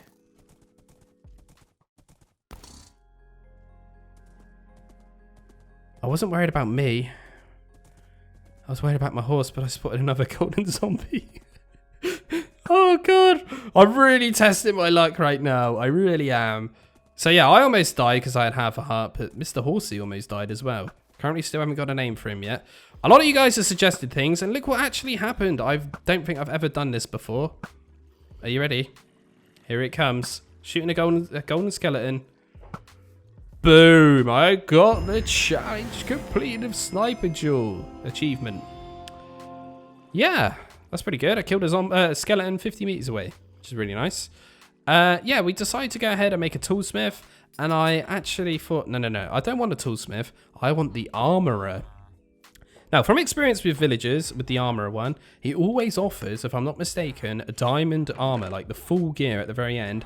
That is pretty decently enchanted as well. And I would rather get stupidly protected, because I am playing this, as I always mention, as a hardcore. And what did I say I wanted to do today? I want to go and make myself a nether portal, hopefully. So yeah, we need to make sure we're quite protected. And you might have just spotted there, the actual skeleton horse is fully healed. Now, this is something I didn't really know that the skeleton horse could do, but it self-heals itself. Self. How many times can I say self? That's so weird. But yeah, we're kind of rocking diamond leggings, diamond boots, and a diamond chest plate. Obviously, we got that one for free. This Fisher Villager's leveled up enough now that he's fully leveled up. And yeah, he wants an oak bed, oak boat, unfortunately. I was hoping he would want a cherry one or a dark oak, but it's a bit of a shame, really, because they're quite easy emeralds, if you know what I mean. But yeah, we're killing a couple more zombies here just to try and get this last remaining a couple of bits of gold that I need. And I do want to mention here, now this is actually stupidly fun to do.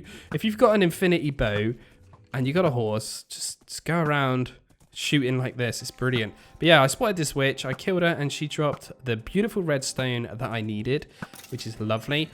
And now we've got 5 ingots. Look, we're so close. We just need 2 little nuggets and we can go ahead and make these beautiful powered rails and hopefully automate some sort of a carrot production using one of these farmers, right? Yeah, these villagers are starting to get a bit overcrowded now. I make my very first iron pickaxe. I get a little advancement for that as well. And I did actually mention that the sniper duel was an achievement. It was actually an advancement, I guess. And I started to stare at something, which is an iron ingot. Okay, Dan's losing his mind. No. My idea was to kind of build one of these above the iron golem farm. That was the plan. But anyway, the first zombie I killed, I got both of the actual golden pieces I needed. And for the life of me, guys, I can't even remember how to make one of these. That's how experienced I am with rails. But there we go, we got some powered rails, beautiful. And as I mentioned earlier, well, you saw I actually went up the top and got those redstone torches. That was previously for spawning passive mobs on the actual, like where my mob farm is. And yeah, now these things will actually just drive by themselves or move by themselves. And I'm just doing some testing here. I've set this up with some hoppers, look. So the hoppers will just kind of, you know, they'll drive past or ride past. I don't really know what the terminology is again. And they will just collect stuff up for me. So the idea is that the farmer will farm, hopefully, the carrots. And yeah, they will just kind of get automatically collected and funneled through the hoppers? Question mark? In my head, this kind of felt like it was pretty liable. It could work, right? So yeah, I used my minecart trick now to get this guy up here. Put a composter down and I put a bed. Now, guys, I've never done this before, so please don't shout at me in the comment section. I don't want to look at tutorials because I don't really like looking at tutorials normally. And yeah, does this actually work?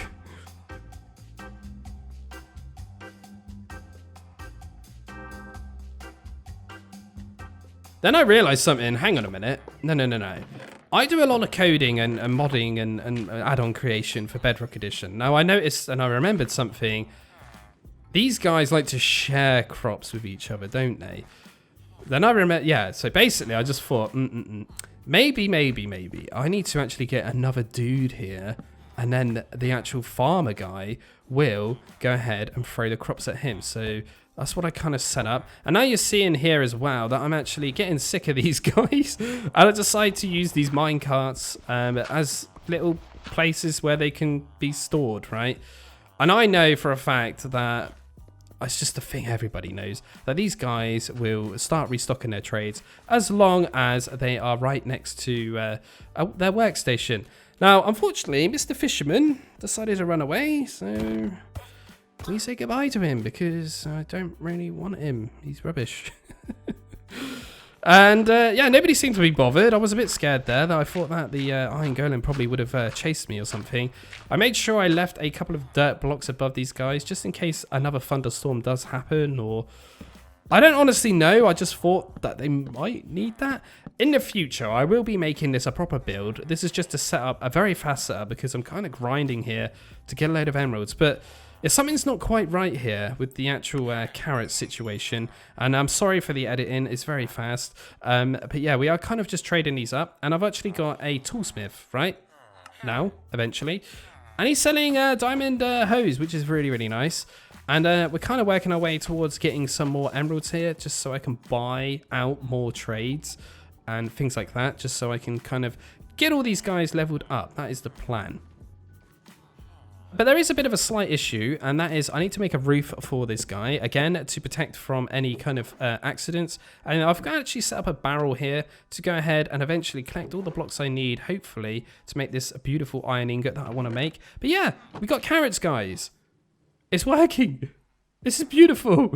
It's actually working, what I made. Now, I honestly, guys, didn't follow any tutorials, just made it. In my brain, and it works. Now, it's not great, I'm not gonna lie, it's pretty darn terrible. I'm actually, yeah, it's kind of almost, it's a bit of a waste of an effort, to be fair, what I've made. Now, there probably is a million times better builds and ways to do it, but yeah. Anyway, I had a bit more fun here with a beautiful villager. Yes, don't ask me what was going on here. This guy just would not go in this bed. It's a boat, Dan. It's not a bed. Why do I keep calling them beds? Oh, I'm just as bad as this villager, aren't I? God. Can you just go in the boat now? There we go. Thank you. So the idea was to actually get 2 of these villagers, the ones that I'm not really too worried about, and kind of get them breeding up somewhere out of the way, if you know what I mean. So the idea would be to breed these 2 up. They produce some little ones, and then I take the little ones over there if I need them to become whatever I want them to become. Now, the idea was to go down the route of just making a load of grindstones and using the trade of iron to get emeralds, because obviously it's stupidly easy for me to get emeralds that way. Yes, it's quite expensive in the iron department, but obviously a golem can drop like 3 to 5 ingots at a time, so it's not really too much of a problem for me, and I can get 4 of them spawning at a time. So yeah, it's a bit of a no-brainer really. But yeah, we kind of set this up. I've got a load of beds here. Pretty much all the beds I've actually got are in this area. And then you might be noticing this is the farmer with the actual bread trade. Now that was totally on purpose. So if I do need to get more bread, I can just get it on the fly. And you saw there, the love hearts came out. So the idea was to use mine carts and rails to push the actual little ones across to this area. Now, as I already mentioned, I do want to get a couple of the ones with the grindstones. So yeah, I think they are actually the weaponsmiths, and they will actually hopefully produce me a bit more emeralds. Now, does this technique work? It does. So my thinking was that big adults can't actually get through, the adult villagers, and then the babies could just go through like this. And this, genuinely, guys, was actually really fun. And I mean, this whole experience has been fun, but this was very fun. Again, I've not really built a lot of things using minecarts, and I actually genuinely enjoyed this. I don't know. It just looks so silly, like pushing a little villager guy around. I don't know. Is it just me? Okay, it's probably just me, right? Maybe I'm a weirdo. I don't really know. But yeah, this works, which is really, really cool. So we got 2 of these guys now. I could put the 2 grindstones down that I created, or crafted, I should say. And look at all these carrots. Oh my god, this is so good. Okay, this is beautiful. Now this is it, guys. The iron, the carrots, and emerald. Yes. Sometimes, I don't know why, sometimes the trades go down a little bit of price. I guess it's because of more trading. But yeah, this is basically my life right now. Go to the iron farm, grab iron, grab any poppies, turn them into bone meal, grab carrots, turn them into emeralds, and then turn iron into emeralds. And you can see these trades are really starting to get high prices. And now finally, those 2 little villagers have actually grown up. They've actually become weaponsmiths. Now, I can actually trade the axe trade with this guy, and it will end up being a bit cheaper each time. I did just mention that, but when I do it again now, if I get off him, it will turn to 1 emerald. So it's quite a good idea to actually get off them. Now, I've made a bit of a mistake in that a few times through this. So yeah, I wish I kind of knew that before. But yeah, he's going to unlock the beautiful trade that I'm after, and there we go. So I can get about 12 emeralds out of a stack of iron ingots, which actually, say about 60 of them. And yeah, I decided to repair my bow because obviously I was using it a lot to get the gold. And I actually put punch on it as well, so it's actually got punch 2 on it now. I made a mistake. Enderman actually removed my beautiful mud block, so I replaced that. But yeah, we're starting to rack up a bit of emeralds now. We've got quite a few blocks. Then I went and thought, hang on a minute, I can make a mason, right? he might offer me some cool trades, like new blocks maybe for my iron ingot, say. I was kind of after the bricks, though. There's a certain reason for it.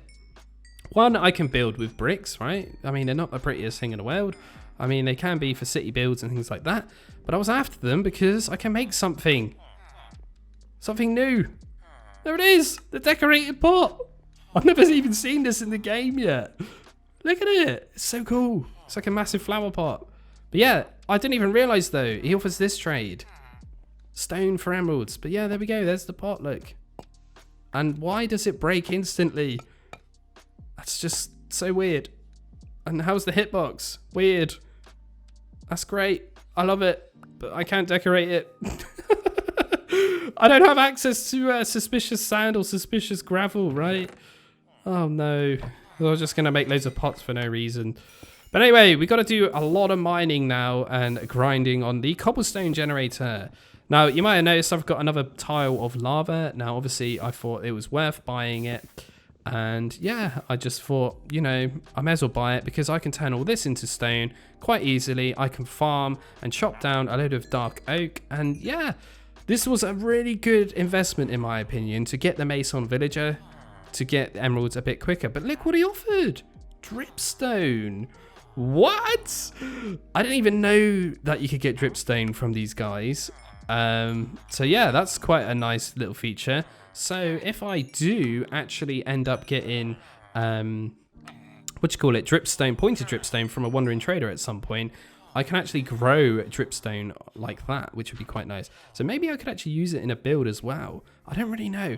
But yeah, I thought as I'm playing around with villagers and trying to come up with new ideas to get more emeralds, why not make a smoker, right? And it becomes a butcher, right? And he offered me rabbit stew. Now, rabbit stew is actually technically one of the best foods in the game.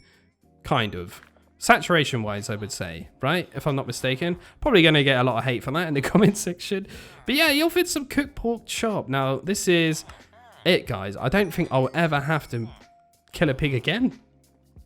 That's it. I'm fine for food. I genuinely am. But yeah, look at this trade. 9 raw beef for an emerald. And what have I got? Millions of cows. So you know where this is going, right? But yeah, this is all these little random villager trades that are going to help me towards getting my nether portal that I want. So yeah, we need more cobblestone. Do a bit of AFKing. As you can see, I got some beautiful raw beef for me. I made myself a loom in the previous parts, right, to get a shepherd. I thought, screw it. We're going to unlock this guy's trades and see what he offers me. And I'm pretty sure the shepherd always wants dye. And I was hoping that he would give me red dye, right? Because I got an infinite amount of it, basically. And also, I made a leather worker as well to obviously try to use up the leather that I get from killing the cows. Probably I shouldn't be doing that, though. And eventually, hopefully, I'll be trying to do some bartering to get my leather. And yeah, the shepherd does offer dye, but he unfortunately offers line dye. Oh, God, I don't have line dye. Yes, I've got a sea pickle, but unfortunately, I need a beautiful coral block. But yes, oh my God, guys, so much time has gone past, and we finally got what I reckon is everything I need to get this nether portal constructed. But then I realized, no, Dad, you're a donkey. You miscounted. I'm missing a whole block of emeralds still. It's 9 for the recipe, you donkey. But then I also realized something. I've only got 8 lava buckets. Now, in my head, I thought I could just steal it from the iron golem, right?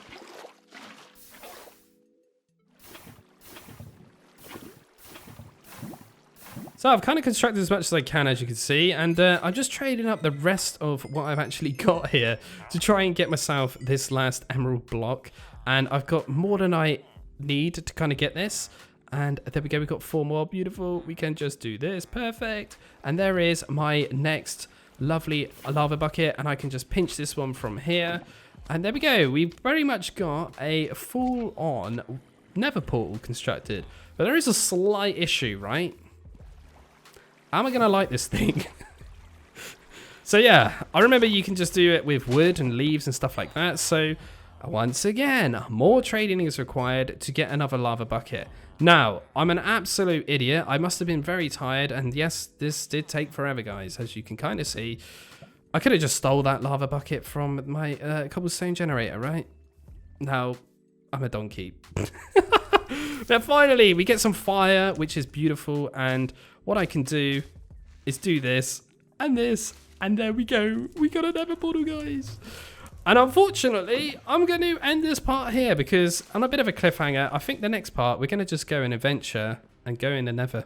But yeah, the first thing I want to do is kind of grab this gold I spotted. Jesus, this pickaxe is fast. Okay, this is very strange because I got so used to seeing a flat world. This is going to be really weird. Okay, so we've got enough to get 1 ingot so far. Now, I stupidly never brought... Oh, no, I've got enough wood here, actually, to make myself a crafting table. Perfect. Obviously, got a load of milk as well before I came in to obviously, you know, protect myself from the wither effect. Oh, my God. Gravel. Yes. Okay, that's weird to say, but gravel's quite useful because of this. I can make a flint and steel now. Yeah, I guess I could use gravel to get some coarse dirt if I need to for a build as well, for like paths. So you got to remember that I'm actually at a flat world. Oh my God, glowstone! Yes. Okay. Yeah, I'm at a flat world. Oh, I should probably take this as well, actually, because I can use this to make a... Okay, I'm getting a bit excited. I'm a bit like a kid in a sweet shop. Jesus, man. Okay, new blocks. Oh God, this is beautiful. This is beautiful. But yeah. As I was saying, I'm obviously in a flat world, right? And yeah, the problem with the flat world is that we're at a very, very low altitude, right? So obviously in the nether, when I come in here, yeah, it's 36. But anyway, I need to keep torching this area up because otherwise I'm going to get a bit lost. We do have a few cherry leaves, which won't last very long in here. But yeah, this is not really a good nether, is it? So far. But I mean, at least there's no gas flying around. I guess I should probably grab this if I can. No, I'm really scared about recording today because every time I'm in the nether, if you don't know me, I always seem to die in the nether. So I really hope I don't GG this because I'm absolutely loving this so far. And it's really fresh to play Java. Oh man, it's only a couple pieces. Okay. That, I don't think it's going to be enough yet, is it? I've got my boots here, but I just want to repair them. I only got them, and they've only got 1 durability. You might have just spotted that. Yeah, I only got them because of safety. I didn't know what I was going to expect. Aha, it looks like it's kind of hollowing out over there. But yeah, we'll gather up this quartz. Aha, there's some here. That's even better. Because I can make some observers then, finally. And also, I can make comparators as well, which could come in handy. Oh, crap, he's right there. It's fine. He can't get across. What? This bow's so powerful. 1-shot KO. Okay, so they are spawning here, but we're not actually in a Crimson Forest. We're just in a Nether Waste. Okay. Okay, so I'm going to have to kind of tower my way up, I guess, to get to a normal kind of looking Nether. Okay, I'm suited and booted. As you can see, I've got lovely shiny golden boots, which is lovely. Yeah, they actually cost 5 ingots in total to actually repair them, which is a bit weird, in my opinion. But I may as well, right? I don't really care. Gold's quite easy to get, to be fair now. Yeah, I've got 2 cherry boats as well. I've got all my milk. I've got 35 ladders. We've got a few cherry planks. Now, I know what you're thinking. Hang on a minute. Wait, what? Why are you taking them, Dan? Wow, is there any cherry wood in the actual Nether? No. So I can use these to my advantage, as in, yeah, I can use these to, obviously, mark areas where I've been, etc.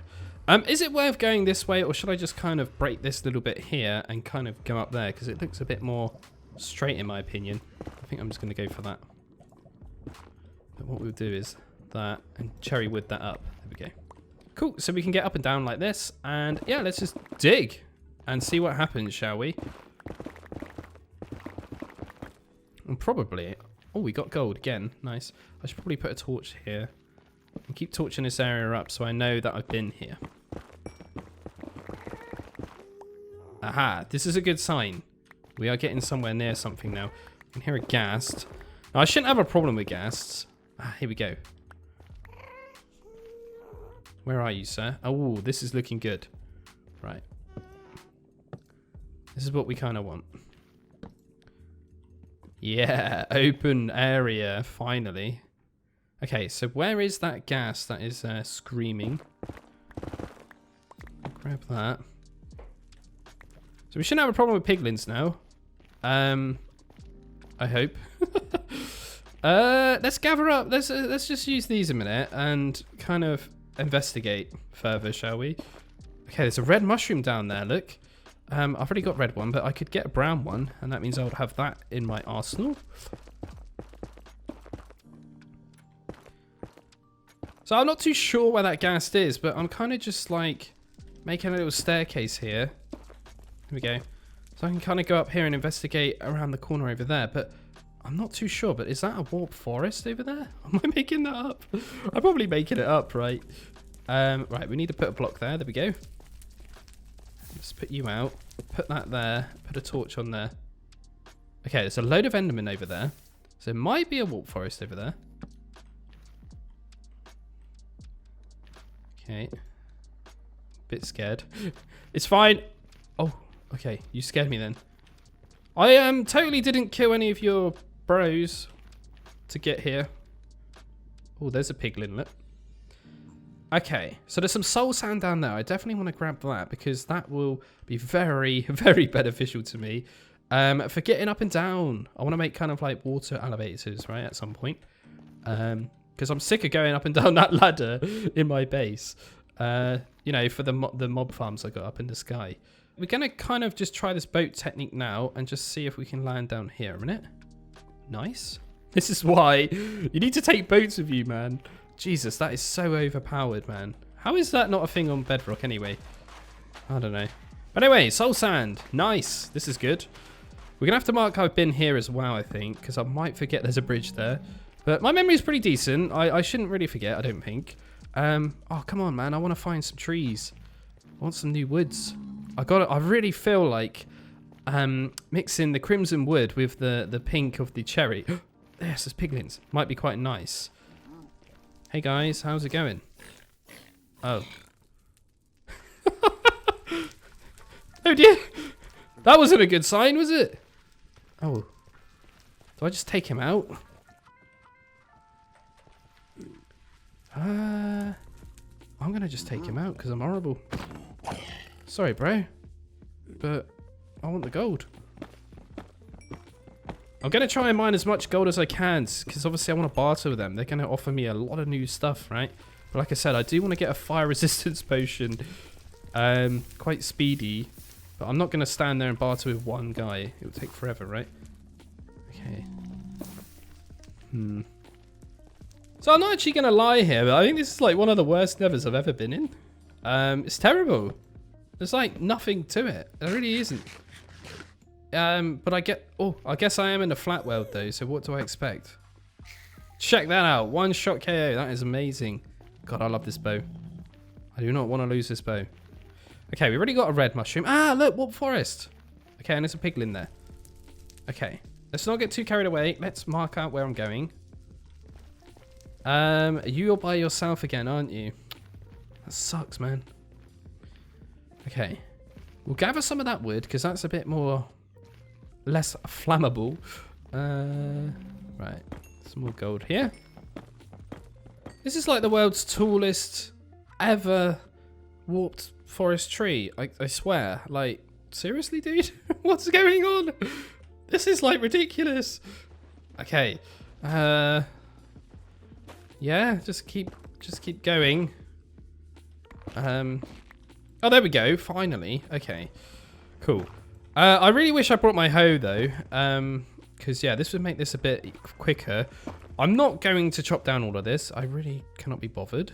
Because it's actually quite good to me to remind me that there is this massive warped forest here.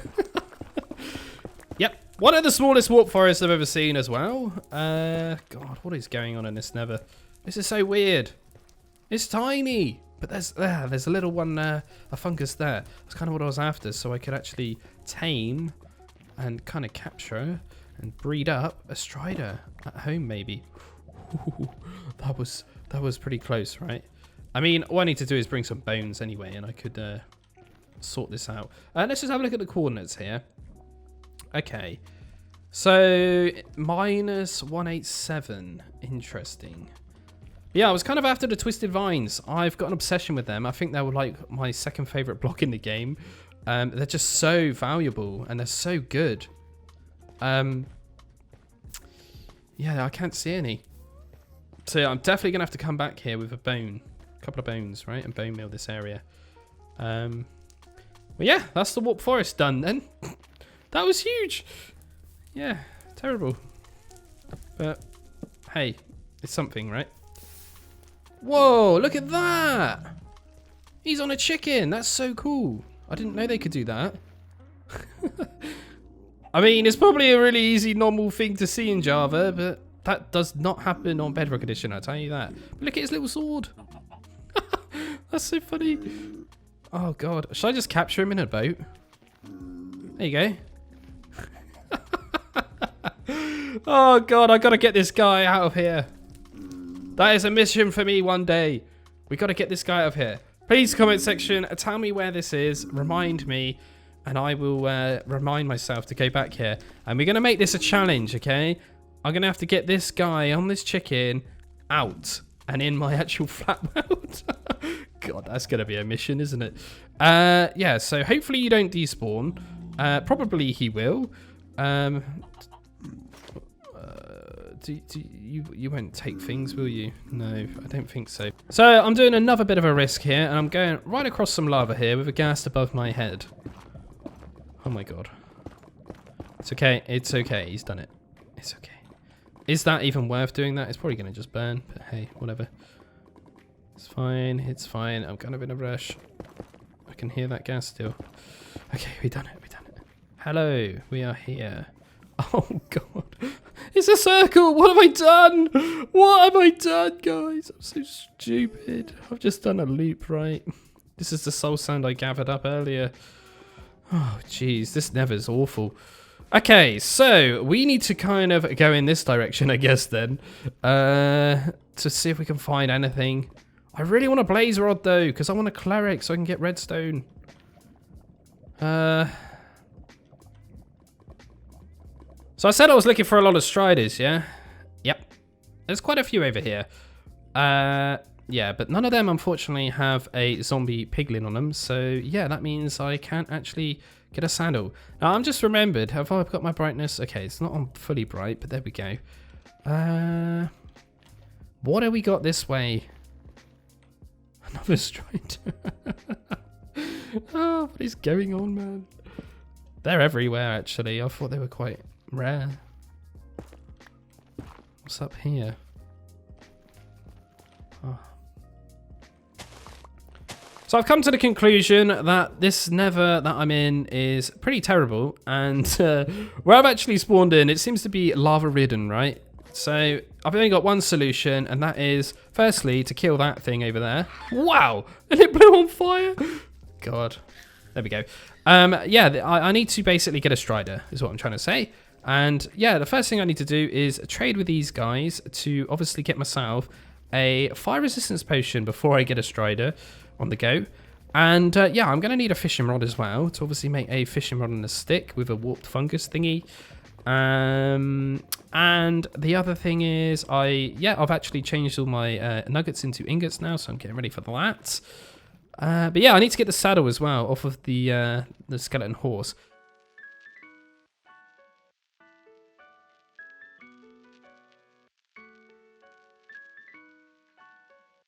So a couple of you guys in the comment section also mentioned to me about that. Obviously, I've got access to dripstone now from the Mason villager. Yeah, I did actually kind of set this up to grow.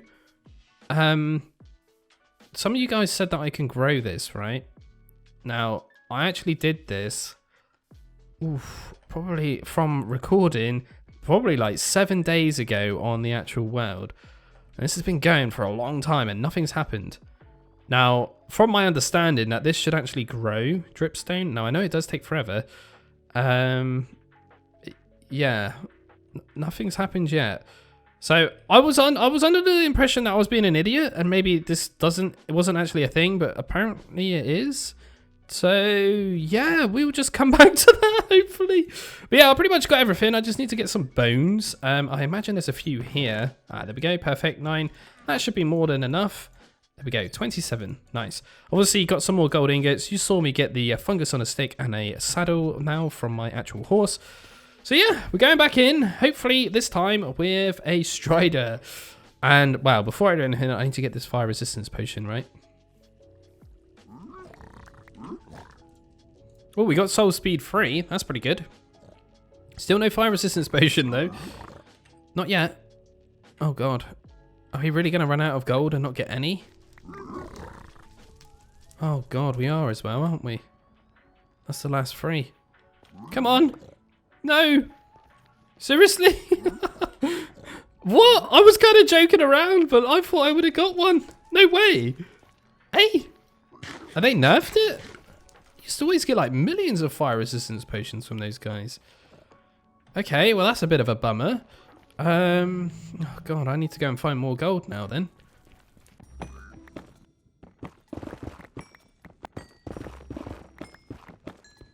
So as you saw, I was gathering some gold along the way, but we're finally back at this lovely biome. Look at this, wow.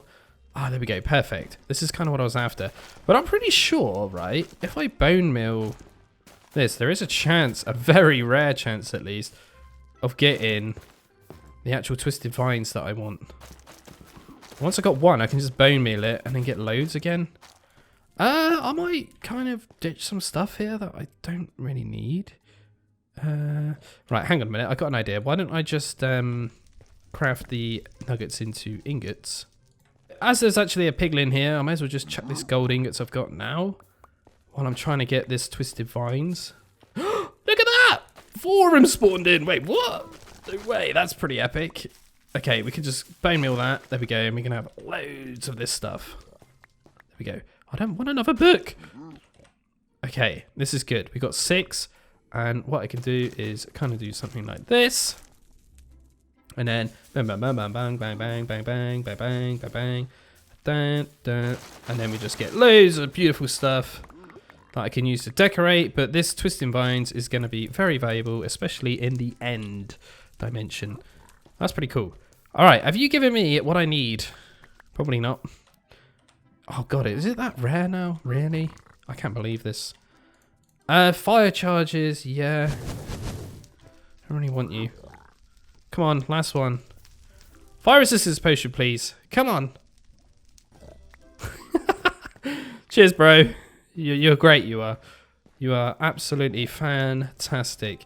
Now, oh, I wanted to push you off the edge. So another reason why I wanted the actual twisting vines is because, yeah, I could kind of save myself if I actually fall in the nether. Now, obviously, we can't use a water bucket to clutch, but I can do stuff like this, look, and yeah, I won't actually take any fall damage. So this is another reason why, oh, I got both of them back, wow. Why I wanted to kind of keep them. Yeah, so we need more gold because we're not being very lucky. So what have I done? 37 plus 8, that's quite a lot of gold, right? Gold ingots, and I didn't even get a single fire resistance potion. Cheers, bros. Oh god. Oh my god, there's another chicken? Okay, they're stupidly common. I look like a complete donkey now. Oh, man. Okay, whatever. We're still going to make that a challenge because I think that's ridiculous. I'm pretty sure zombies spawn in with chickens as well, but I'm pretty sure you can get zombie villagers as well. Now, what happens if you cure a zombie villager whilst he's riding a chicken, eh? Does that keep the villager riding the chicken? Because maybe these are things like I could kind of work towards trying to collect. Oh, God, what a jump. There we go. Can we do that again? Way. Nice. So I've just spotted a couple of piglins down here, look. Oh god, it's a guest. Oh god, he got the glowing effect before he died. But yeah, I was just saying, I spotted a couple of piglins here. I've got 5 ingots, look. Maybe. There's a bit of gold down there as well, look. Oh god, come on, please. Still no fire resistance potion. Are they taking it away? Is it not in the loot table anymore? Am I just being so stupid? Did they honestly take it away? Oh, he's going to get aggro with me, isn't he? Let's just stand here. Maybe he won't. Nope, he definitely did. So I've just thrown 8 more ingots at these piglins. Hopefully this is it now. Come on. Okay, more rubbish. I can hear a gas though, which is kind of making me a bit nervous.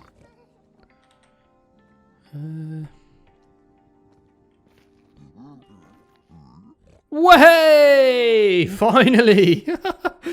Jesus, man. That took way longer than I definitely anticipated. And it's a 3-minute one. Okay, not too bad. So we got that. If we accidentally fall in the lava, we can quickly swig that and we should be safe to go.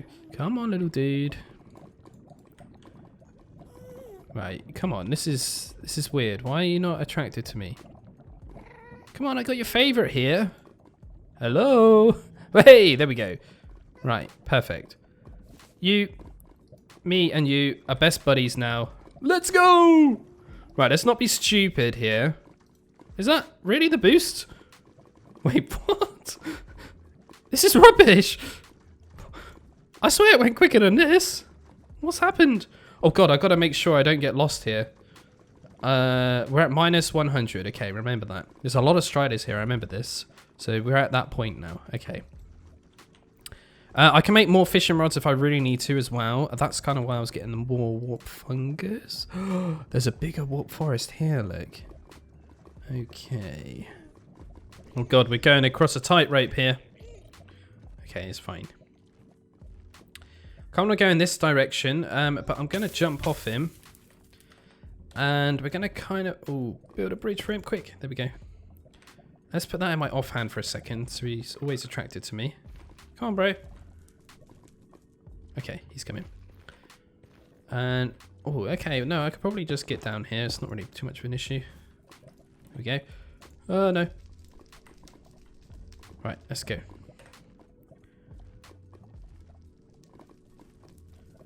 Well, playing is very safe, I know, but I gotta be careful, right? I don't want to GG it, man. I keep saying. Yeah, this is looking good. What kind of coordinates are we at now? Normally, Nether Fortresses are around the 500 mark, I would say. But honestly, there's not really a strategy. Right, let's gather up some vines. There's a reason I want these. There we go. These things are really good because you can travel down without using water as well. Okay, we got 4. That's good. That's good enough for me. Okay. Genuinely, I'm so cold. I don't know. I'm like really scared. I can feel something bad's going to happen. I don't know what it is. But it's coming. I know it is. It's a brute. It's going to knock me off, any. I should try to grab... Ah, there we go. There's one there. I was going to say, I should try and grab one of these fungi. I'm going to bin the gold and grab you, hopefully. There we go. Nice. Now, I know I can't actually grow it unless I grow it here, really. Oh, God. Okay, you can jump off like that. I was a bit scared that you couldn't. God, I'm so paranoid, man, on this strider. They're great, but they're very dangerous at the same time. We'll gather up any of this. I might actually bin something else here to gather up some wood. I'm going to get rid of the gunpowder. Like, why do I need gunpowder? I got so much of it from creepers. So I reckon that'll probably keep me going for now. I got 53. And I've got some more vines as well, but I'm pretty sure I've lost my strider. There, he's all the way over there. So that's really good news. Bro, can you come back? You got my saddle. Come here, you. So I got high hopes over here. We've just hit another warp forest, look. But we're at very good coordinates right now to see another fortress, probably. I reckon. And it would be really weird if there is one. It'd be like I knew that was coming. I just know from experience, right? Okay. But I mean, I'm going from bedrock experience, so maybe it's not very good experience. This is a huge warp forest, though. Jesus, man. Okay.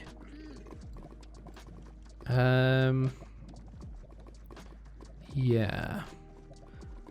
That's a lot of fines as well. Okay, so remember that, Dan, that at 500 odd, minus 300 odd, there's a massive warp forest for when you need to get all those ender pearls. But I'm pretty sure a cleric offers ender pearls still, don't they? I'm not 100% sure. But yeah, we got to find a bastion remnants or a fortress or something now, surely. God, this Nether's so bland. Where is everything, man? Oh, God. Okay, so look what I've just found. A spare saddle, look. Aha. Yeah, can I get these guys to follow me? Yes, it's working, look. Come on, I want this spare saddle. Yes, they're coming, look. Come with me. Damn it, I've not got the right one. I want this guy. And he's also got a warp fishing rod thing, right? He's after me, he's after me, he's after me. Come on. Yes, he's coming. I'm so sorry, Strider bro. You're gonna die of a good cause, though. I'm so sorry. But I don't really want to... Oh, God. That's karma, that is. I don't even know if I got it. No, it's there, look. Is he trying to attack me? Oh, God! No. I honestly love that death. I think that is like legendary of deaths, man. Oh God, no. Oh God. What do I do, guys? Do I continue? You have to let me know. If I get enough likes, maybe I will continue this on. I don't even know a number though. I just, you know, I'll give it a week or something and see if I get enough likes. So as you can see from all the comments, the likes that I've currently got as of recording on this kind of video, yeah, you guys went mental, I'm not gonna lie, so thank you very much for that. And due to that, and because in my heart I always thought, maybe if I do die, I might continue anyway, but I thought I'll give myself a second chance. And this second chance is in fact of me going to survive on the moon in Minecraft. And we're landing on the moon. What is this? And look at the effects, man. The attention to detail on this is absolutely insane. And, oh yeah, I need to turn off the voting proposal thing. If you don't know what that is, this is all part of this, the vote update snapshot. The April Fool's update. But yeah, we can eat these blocks. What? Straight away, I'm thinking of like, wait a minute, can we make these like stairs and half slabs and stuff? We can, and it's actually got a hitbox or a collision box. Okay. Now I'm also noticing there's these animals around which seem to be like cows that walk backwards. Now I'm calling them the space cows, but I don't really know their name. Maybe it's like moon cow. I'm not 100% sure. But yeah, I'm trying to kill it just to see if it dropped anything unique. And yes, it drops bones and bottles. Very strange. Obviously, I'm in a world here with nothing. And yeah, I don't know if these drop these on purpose. Can we craft something with these? And it turns out we can. We need to actually have voted for this, though. It looks like we can actually make some air. Yeah. I also spotted this little, like, structure in the distance. And I noticed you can actually break this. And it's called cheese. What? I thought this was, like, a special moon rock. Nope, it's cheese. I guess this is, like, a bit of a homage to Wallace and Gromit. Like, the cheese. I mean, everyone knows the moon's made out of cheese, right? But these things are so cool. Like, what is this? And I gotta say, again, the attention to detail on here is huge because the particles float up. But yeah, I spotted this structure. I guess this is supposed to be... Ah, okay. Once I read it, it made sense. It's one of those, like, rover things. But I'm noticing there's, like, a gold pressure plate on top of this thing. So I kind of just, like, walked on it. And then it turned to lava. And then this happened. Like, what the hell is this? I was like, wait, what? What is going on? And it started growing. Like, what? So I hit F5, or F1, sorry, to get rid of my screen. I noticed this thing was like chasing after me. So I was like, oh my God, I need to get away. And it started to hurt me. God, what is this thing? What is going on? It's just copper. It's like a copper tree. And then all of a sudden all these blocks came out, which were like copper meshes. And you could break these with your hand. I honestly don't even know what is going on here, guys. We got some end stone, and I noticed whenever you stand on these things, they seem to break, but it's not when you just stand on them. It's when you just, like, tap them. So, yeah, this is a very weird new block. And I noticed there was a chest here. So what have we got in this chest? Wait, what? Logs and stuff? Moon mission resupply crate is called. Okay. Can we get other stuff? And look at that, the particles floating up. This is so weird. So weird. Oh my god. And yes, I managed to actually go ahead and find another chest. This one had sand. This one had grass. And then I found a shulker box. And the shulker box had some coral blocks in it and some other various things. Which is pretty cool, right? But I don't even know what the loot table is for these. And then look what I found. A villager spawn egg. Wait, what? And then I found this. A budding amethyst. And a cow. So, in my opinion, the shulkers are way more better than the chests. So I started to do a bit of hunting. And obviously, you can see I've got bubbles now as well. I need to eat the cheese to get my bubbles back. Very strange. But yeah, we've got a mangrove propagole in there. We've got some redstone here. I've just picked up some lava, look. So yeah, I've got lava, I've got water. And I placed it down because I didn't know if this had low gravity or anything. And no. But what is going on with the color of the water? Why is it black? Okay, we found this, and I actually got some ancient debris, but I also got soul sand and nether wart. Now that's pretty useful because I can actually go ahead and make a brewing stand later, and we can use that nether wart. Anyway, we've kind of done a bit of looting, and yeah, I decided to place down this, and I checked out the thing behind me, and look at what's going on there. Like, that's the whole planet, right? That's like planet Earth. But this must mean it's nighttime on here, because it's almost like if that was the moon. Like, the moon? Oh my god, I'm getting so confused. But yeah, we can eat these blocks, as I keep showing you. And then I kind of decide to go ahead and make a cobblestone generator. Now, this is going to be very weird because I'm on the moon. And yeah, I've got to use random various blocks that I've actually found. So yeah, I think we're all good to go. Let's place the lava in and see what happens. Okay, normal cobblestone, that's good. Okay. Things are going through my mind, like, okay, am I actually going to be able to survive on here? Now, I found a chorus flower. I thought I may as well just grow it. There must be a reason why that was in the loot, I guess. So, yeah, I just decided to grow it, if you know what I mean. But anyway, I made an iron pickaxe, and I thought I could hear something then. That was very strange. But yeah, I mined the cobblestone, and look at this. Oh my god, this is going to throw off all my brains and ideas, right? Yeah, I placed down the chest that I've been getting, and yeah, we're starting to store everything in here because I couldn't actually pick up the cobblestone. And I placed down some grass that I found, and again, much like the water, it's very black in color, or like a very dark gray. Yeah, vegetation on the moon, not so good. I was trying to see if I could get some flowers. I couldn't actually get any just yet. Maybe it's not a big enough area of grass, or maybe flowers just don't exist in this place, which is a bit of a sad one. But yeah, I put a crafting table behind, so then obviously I don't keep breaking the cheese block or sand or whatever I put there. And then I eat this to obviously make myself go down. Such a unique, cool block, the cheese block. Now, I've got some very wacky ideas, I think, going through my head about this cheese block. But yeah, I have to design the cobblestone generator like this. Now, is this going to work? Well, hey, it is. That's good.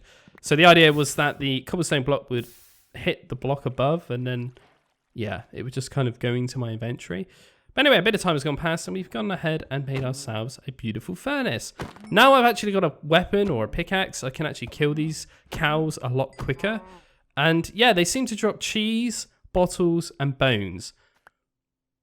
I don't know what that loot table is, but hey, yeah, that's a thing. And yeah, I spotted there was a lot of chests around still that I never actually, looted, because obviously my inventory was full. So I thought, it's time to go looting. And look what I found, some beetroot seeds and some dirt. Ah, beautiful. And then I noticed something. My water turned to ice. No. But yeah, just get a bit of a little look here of how many chests are around. I mean, they're very generous with this special Acme kind of rover space car thingy that gives you all this stuff. I don't even know what it is, guys. It's such a cool animation, though. But yeah, I made myself a cauldron because obviously that has just turned to ice. And yeah, I thought I should probably get some water in a cauldron as a bit of a backup, right? Now, I guess on the moon, it's stupidly cold. There's not any sunlight. So I guess it kind of makes sense. It turns to ice. I decided to plant some jungle, and I forgot, yep, I need to actually have 4 of these. And look at the leaves! What? They're white! It's like we're in a snowy biome on Bedrock Edition. I don't know if they even do that on Java normally. When it snows on Bedrock Edition, the leaves will change colour regarding with the weather and the biome that you're in. Now, I don't know if that's actually a thing in Java, but apparently in this biome, the leaves are like very snowy. Oh, God. But yeah, I decided to cook up the actual logs that I got from the actual jungle tree, make some charcoal, and the idea would be to get some torches. So then I could actually go ahead and melt the ice or stop this from happening, right? And there we go, perfect. And then I came up with the idea of just actually putting slabs on over this, just so, yeah, it doesn't actually happen again. Even though I did put a torch, I just thought I would do it. Now, I started to realize something as well, that I can just eat these, and the idea would be to just kind of walk up these, because I don't know if you've been noticing, when I jump, it's like, it takes a very, very long time. But anyway, I'm gathering a bit of cobblestone here to go ahead and make this brewing stand that I was talking about earlier. Now, I can get blaze rods from these chests. I'm not sure if it's in the chests or if it's in the shulker boxes, but I got a couple. I made myself a brewing stand, and the idea was to, you know, kind of somewhat try to come up with some potions that might be very beneficial. Now, they've obviously given us access to this for some reason. So, yeah. One potion in mind that came to me was a potion of leaping. Now, the reason of this is because I got some rabbit's foot. Now, I wanted to experiment to see what happens if I drink the potion of leaping and go ahead and jump with that. Will it actually give me more, you know, like of a jump boost? Who knows? But yeah, you might have just saw that. I placed down a mushroom and it actually placed it. That's when I realized at this point, this whole world is a dark world. Yeah, there's not any light here. That can happen very easily. You can eat the cheese blocks very, very easily. But yeah, that's why my grass hasn't been spreading. I've been getting gravel from the chest as well. So I can use that to make some coarser. I can make myself an iron hoe now. And then I can actually start planting the beetroot and the carrots.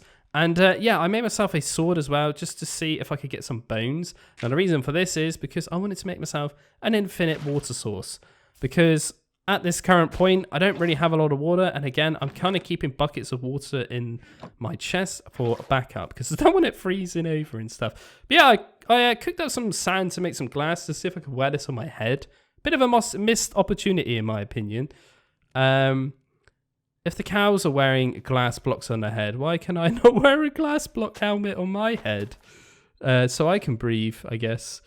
I don't really know. But yeah, I was trying to get rid of this. Yeah, that doesn't work, apparently. So yeah, we just had to break it in the end. And there we go. Now I can obviously expand this a bit more and kind of grow some wheat and things like that. Now, I was really interested to see what I could use to breed up with the cows. And just look at that. It's so fancy, isn't it? It's like I'm underwater, but I'm the opposite way round. That's the way it feels like when you're playing, because I've got to constantly breathe. But yeah, the chorus fruit don't actually do anything. It's just the same as normal. But anyway, I got some cactus as well. I decided to go ahead and kind of grow this. Again, I could probably make myself a huge cactus farm. And the idea of this whole kind of playthrough is to experience what this actually offers and if I can survive for 100 days. I don't even know. Can we get to the nether? Can we get to the end? I don't even know, honestly. But yeah, I was kind of after a bit of flint, and there we go. We just got some, but just mining like gravel is so weird. And if you didn't notice already, the cows do walk backwards, by the way. So like moonwalking, I guess. Bit weird. But yeah, I tried to set this thing on light. I did. And to see if it dropped any like cooked things. Nothing. But anyway, potion of leaping. Here we go. It's done. Yeah. Again, another missed opportunity. I totally think that's not done anything. A bit of a sad one there because they actually give you the rabbit foot.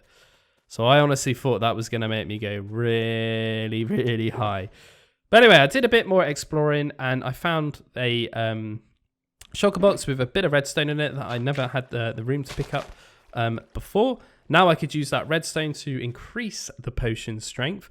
I decided to go ahead and milk a cow and it just gives you a bucket of milk. I'm a bit sad by that. I was expecting it to give you something else. I don't know what. I guess it's a cow then, but yeah, we're in the moon, so yeah. I just thought it was going to give me something else. I don't know why. Maybe a bucket of powdered snow, but yeah, I figured this out, look. You can place torches on these tiny little blocks. And they kind of float there very weirdly. This cheese block thing has really got me going with creativity, I tell you that, guys. You'll see nearer the end of this little playthrough. But yeah, I do plan on making a house out of this stuff, maybe. Because, honestly, you can literally do anything, look, as I'm kind of showing you here. This is crazy. Like, really crazy. But yeah, I pick up the mushrooms because I noticed they weren't actually growing. I actually give them a bit of dirt this time to try and make them grow. Hopefully that will work because mushrooms are quite useful for composting down. Now, there's something I noticed in this world is there's no hostile mobs, or in this dimension, I should say, or in the moon. So yeah, the bones and things like that is going to be quite a challenge to get. But yeah, I was doing a bit of scanning around in this little thing that's just appeared out of nowhere when I jumped on the gold pressure plate. Yeah, and I found a spyglass in a shulker box. I turned the render distance up full blast. There's nothing even on this world. Literally nothing. But yeah, I was on the hunt for some more shulker boxes because I knew I got a villager spawn egg. And look what I got, guys. Yes. A villager and a cow spawn egg. So that means I got 2 of each so I can breed these guys up, which is awesome. So yeah, I have access to villagers on here, but I'm really, really nervous to spawn these things in because I don't know if they're going to die. Are they going to spawn in with glass helmets? I honestly don't know. But yeah, I made myself a fishing rod and I had a little bit of a brain moment and I thought, ooh, if I've got bubbles, right, and I need to breathe, what's a good potion to use for that? The water breathing potion. So in my head, I thought it would be very smart to go ahead and try and catch a pufferfish at some point. But before we do all that, we need to try these cows. And no, they are normal cows and they breathe in this biome. What? This is so weird. But anyway, I decided to go ahead and mine up an absolute butt ton of cheese blocks.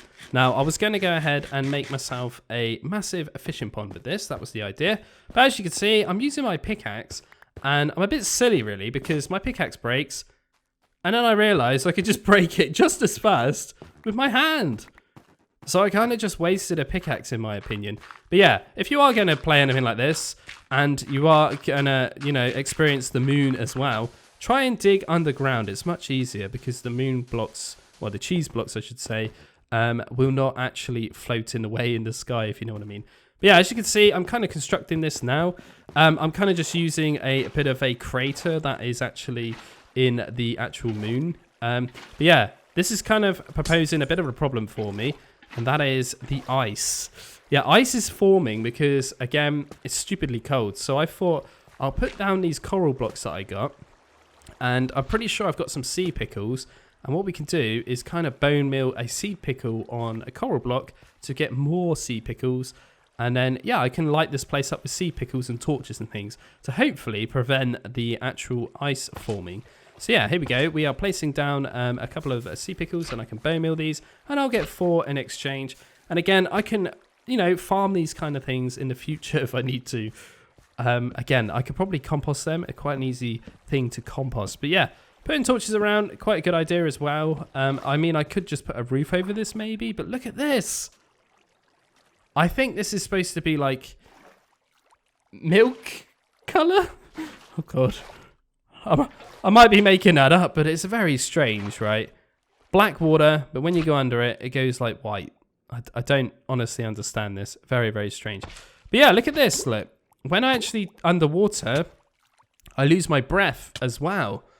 And once I run out, as you can see, it does hurt me. So this is the first time I actually experienced that. But eating the cheese blocks seems to fulfill my hunger because I've never actually eaten yet.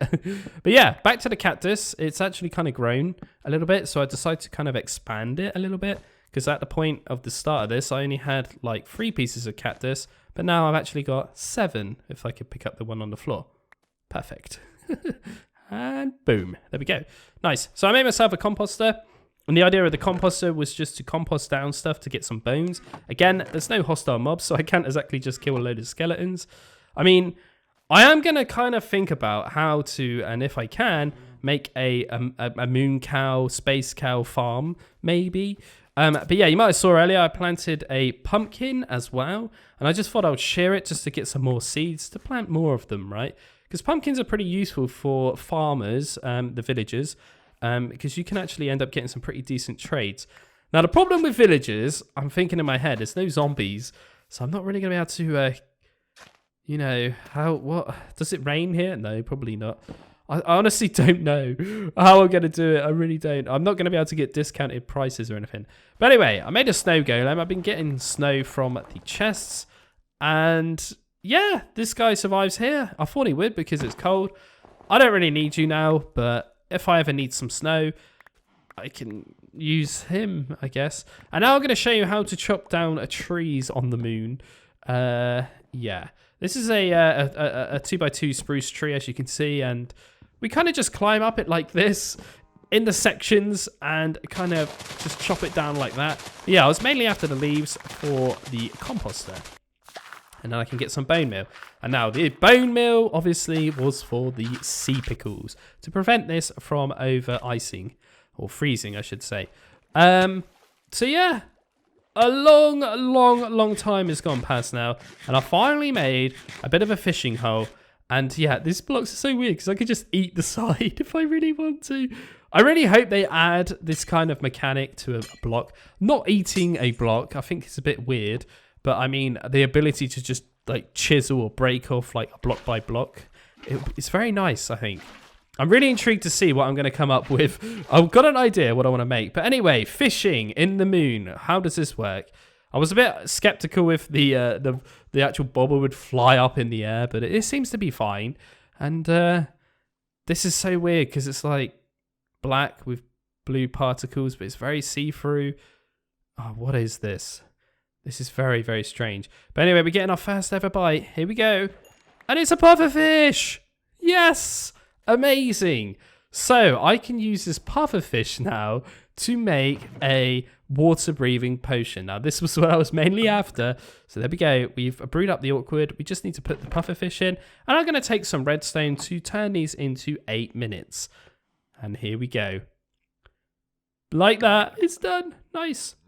Let's sip it. Okay. They're not going down just yet. I think this is it, guys. I think I've cracked the system.